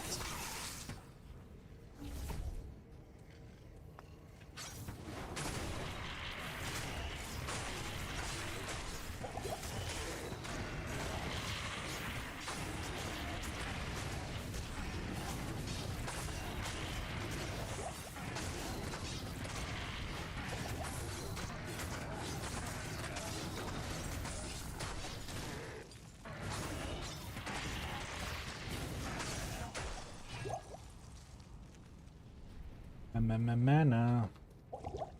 Potions.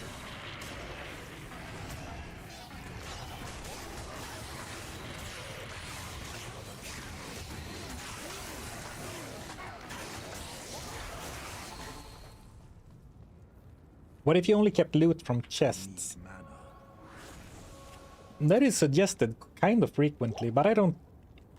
Like, no offense to you, of course, but I don't see the appeal with something like that at all. Like, only chest loot. It would be like gambling only, but you couldn't even control what you are aiming for. What do you need? Then I think the more interesting version of that is to like living off the land, which we have kind of done. Well, I guess then you can use all the drops as well, so it's not actually the same. I don't know, tough question.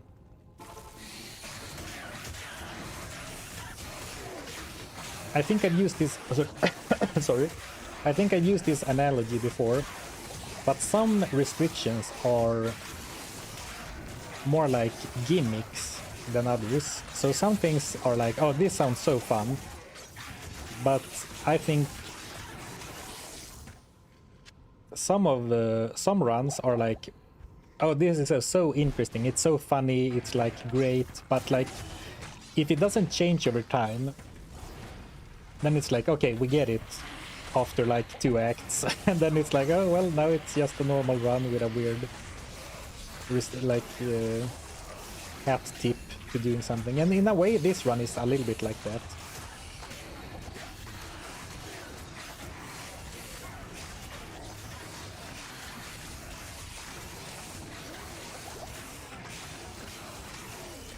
Though we are lucky that Diablo 2, even though linear, Carry anymore.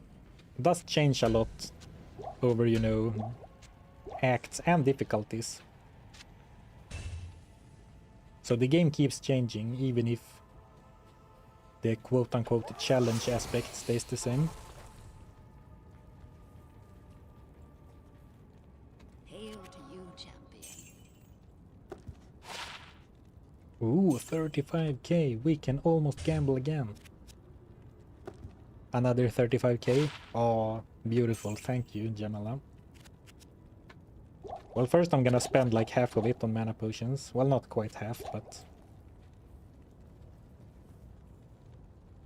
What about the vacation run, where you leave for a month and see if it beats itself?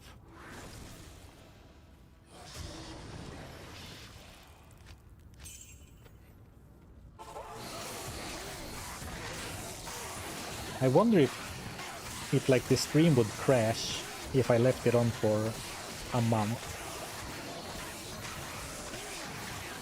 I kind of think it would, but I'm not sure what would break.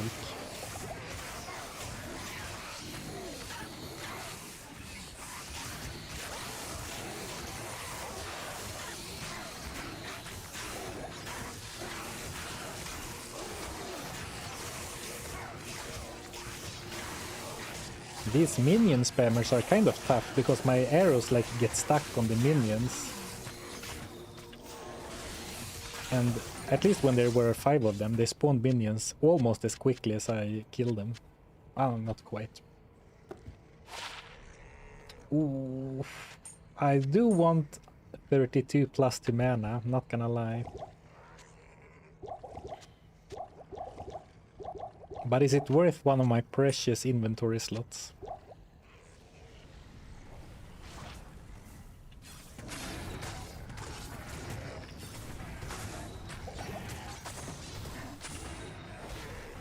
Actually, can I ask you something? What challenge run channels do you watch other than mine? There was a brief mention of the Spitting Brit, which I also watch on occasion.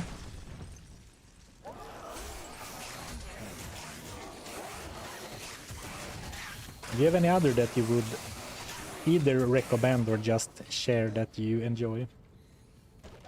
So I can steal their ideas. I'm just kidding. Oh, the waypoint. I so strongly felt that already here, the sharp left turn would lead to the Hellforge, then it didn't, then I was like, okay, the next, oh, this really long left turn, that's definitely gonna lead to Hellforge. But then we found the waypoint instead, and now I am lost.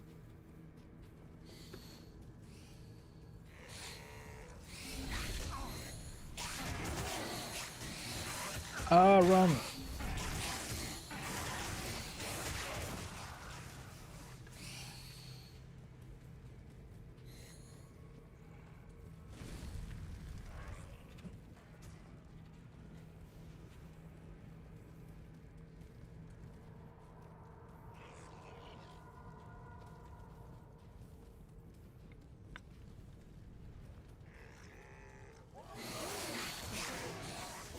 No. We're doing some major backtracking here. Okay, actually, let me see what you wrote. Nuclear Rabbit. Seer. Oh, Seer is very unique. I watch Seer as well. Are there other channels?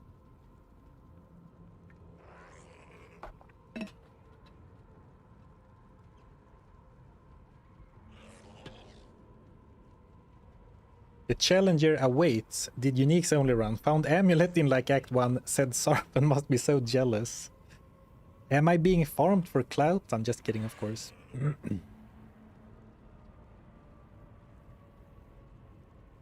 Northern Lion, but his only challenge is trying to beat the game while being 40 years old. I watched so much Northern Lion in my days.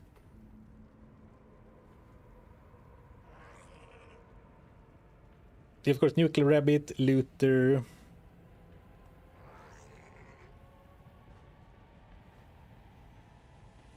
Haven't heard of the Challenger Awaits before, but I assume it's D2 content.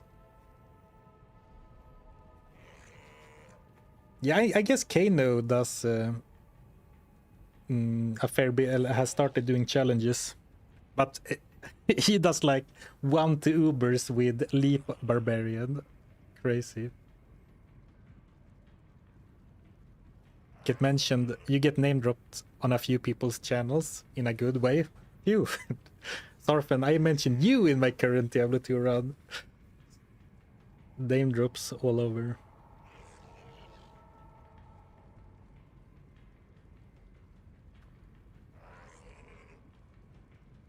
Oh yeah, it's a jam.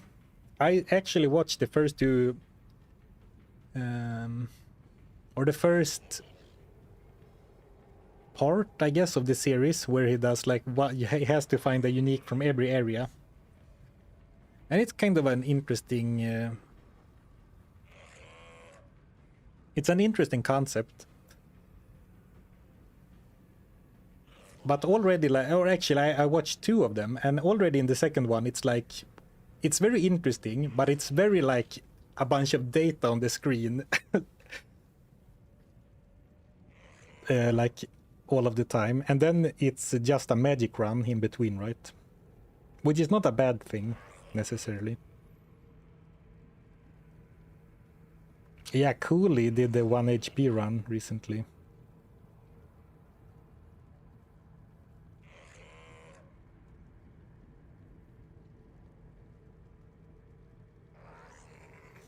To be honest, I don't watch other D2 stuff. I watch many games and kind of have one streamer per game. I'm actually kind of similar. Which is, you know, tough. I guess a lot of creators do crave some form of variety, but I'm definitely that when I'm a viewer as well. I want my Diablo 2 guy to do Diablo 2. I want my StarCraft 2 guy, aka... Ooh, let's run. AKA Mark. Now I'm forgetting his in-game name to be the StarCraft guy. I want Grubby to be my Warcraft 3 guy, etc.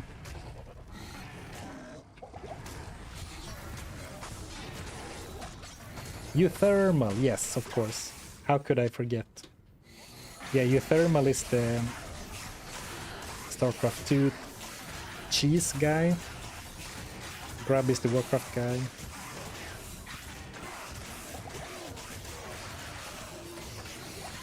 But there are, of course, exceptions.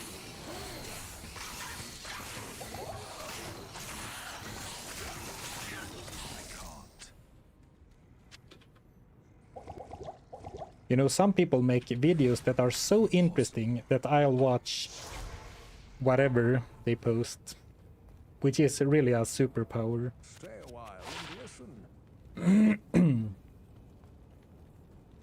What do you need?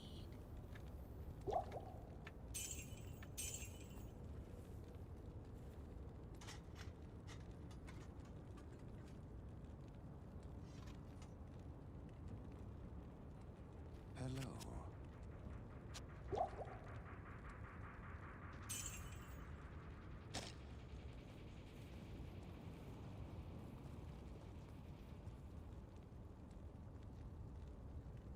Golem, yeah, I saw that Prophet Ezekiel changed his channel name to Golem Dad. Which I guess is, I can agree, it's a more punchy name. But I was a bit surprised. I mean, I would guess that some people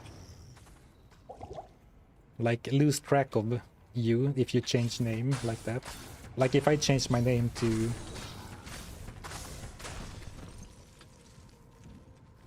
I don't know, Bolak. But I mean, if I change my name, I'm sure some of you would never find me again, right?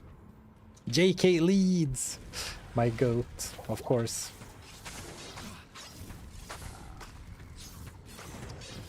Did you see, if you watch JK Leeds for Souls content, did you see that he put a few videos ago, he put a really stupid image of me in a video when he was like looting souls.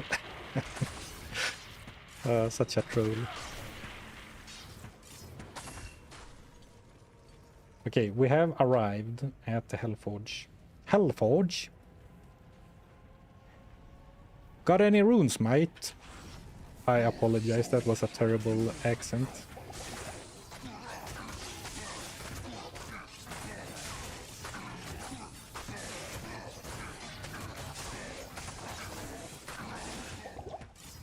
Okay, I am not the biggest fan, but I'm not almost the all either. Let me restart. Okay, I am not the biggest fan of the Warlock attack animations, though I am not also the biggest hater.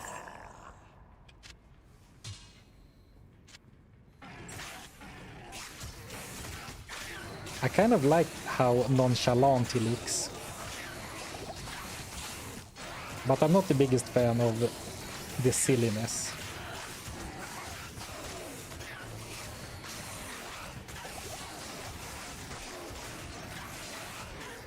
Oh, any rune predictions? Oh, of course. I've been so focused on like, please, please, please give me a sapphire so I can upgrade my bow to exceptional. But yeah, this is our best chance to get a pal rune for the elusive elite upgrade. Though, don't walls need like a fel rune or something?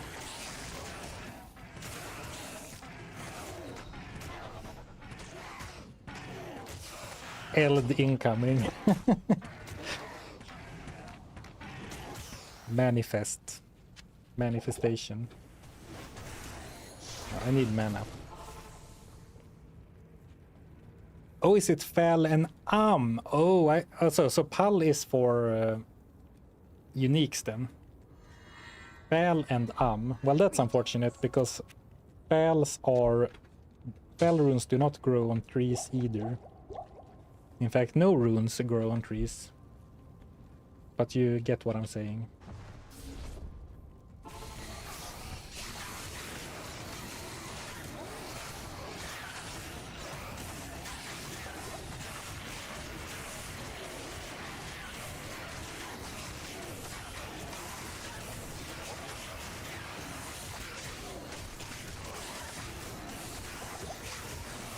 Oh, I think my buff ran out.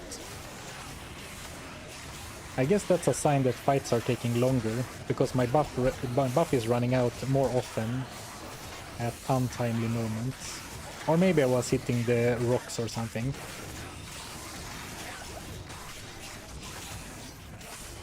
I got like 4 Fel runes from the Countess. I mean, yeah, but how many runs was that? Surely not in one run. So Fel runes aren't that rare, but you need, like, if you're gonna farm the Countess. I guess I'm just not confident in my farming abilities. Alright. Let's get that loot. Ruby. Give me a... What? Oh, and the Pal rune. Cruel world. Okay, first off, what is this roll drop. Perfect ruby, flawless ruby, another flawless ruby, and then a normal sapphire. And then the Pal rune.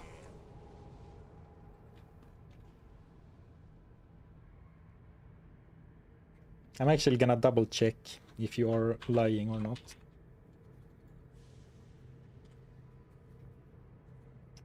Nope, we need Fal and Oh man.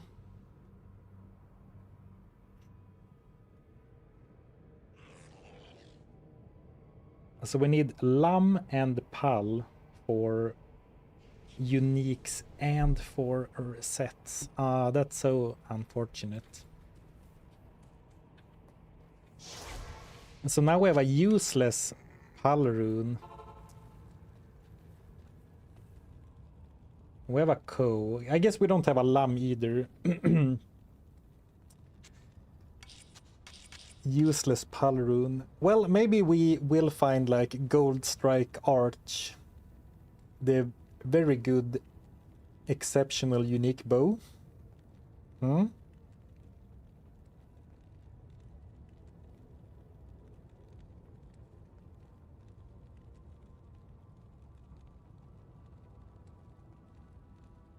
Well, now we need two gem shrines. I will find a flawless in the Chaos Sanctuary. Trust.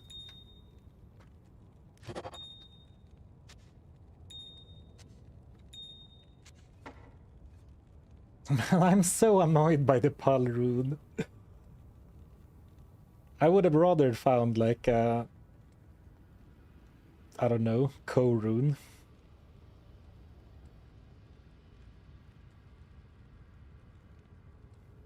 Ko plus Pal can make elite armor. Well, fair. I guess I don't care much about my armor.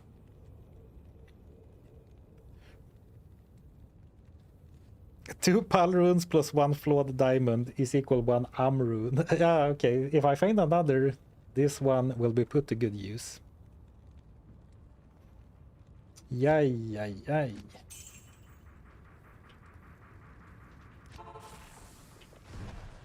And the worst part is that I'm pretty sure I did try to manifest a Pal rune earlier because I thought that was needed. Like some streams ago. And maybe the game was listening then.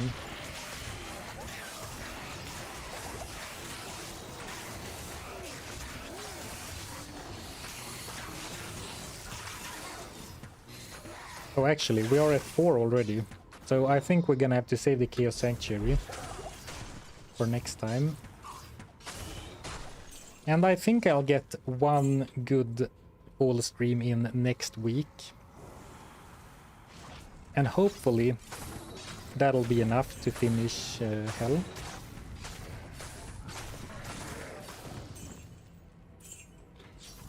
But we do have a little bit of money in the stash, right? So let's end on a high note. Oof, not dying, but like gambling.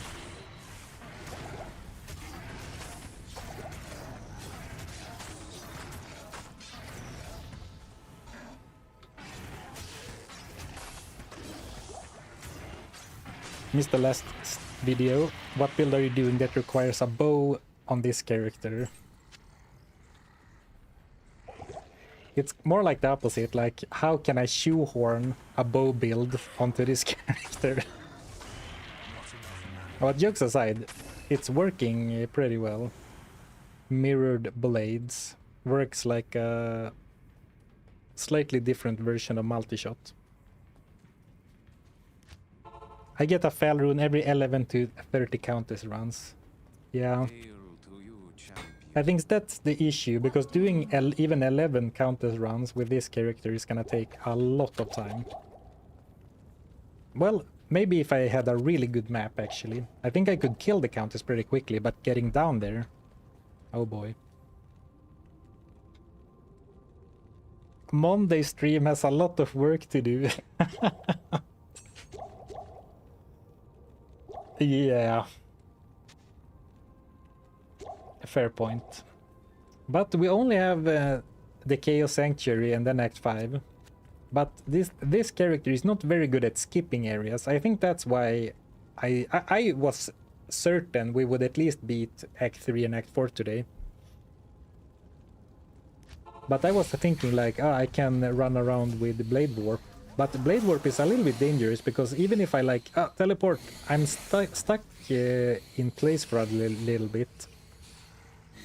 So, you know, I still take some damage every now and then, every time I do it.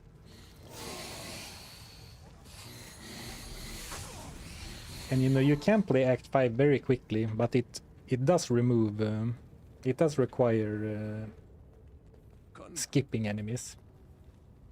Please remove the amethyst from the rune. From the column with the runes. Well, I think it's all kind of messed up. I mean, we have a... can do it like that, I suppose. Achoo! Oh, sorry, I sneezed and misplaced my runes. So what should we gamble for our last... Hail to you, champion. our last hurrah?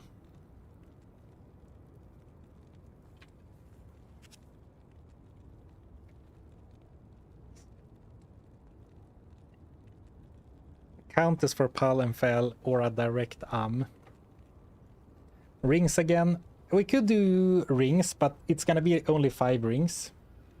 We could go for that super bow. And since I called the stream, I'm going like go big or go home on bows. I guess we're doing bows.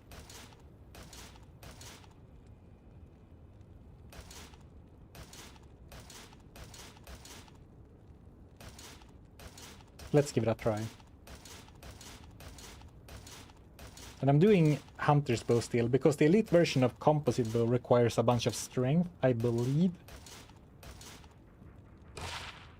Hunter's Bow. Hunter's Bow. At least give me a Razor Bow. I should have been more specific. Well, Hunter's Bow of multiple shot. So we could use multi-shot as well. I'm just kidding.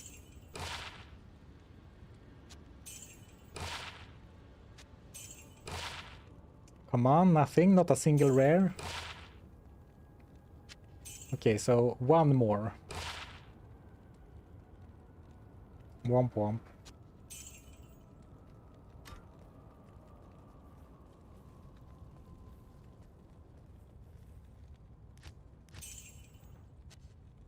Let's put the sapphire here for a greater chance for me to remember what we are doing. But you have a bow. Yeah, but it could be even better. But like I have rares in all slots, except one of the ring slots. But even then, like 15 light res, 30 life.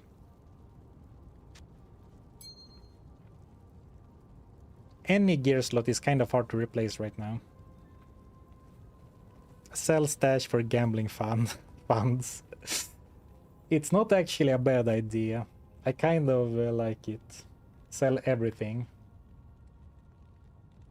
Well, we'll do that for the final stream. Well, what is hopefully the final stream next time.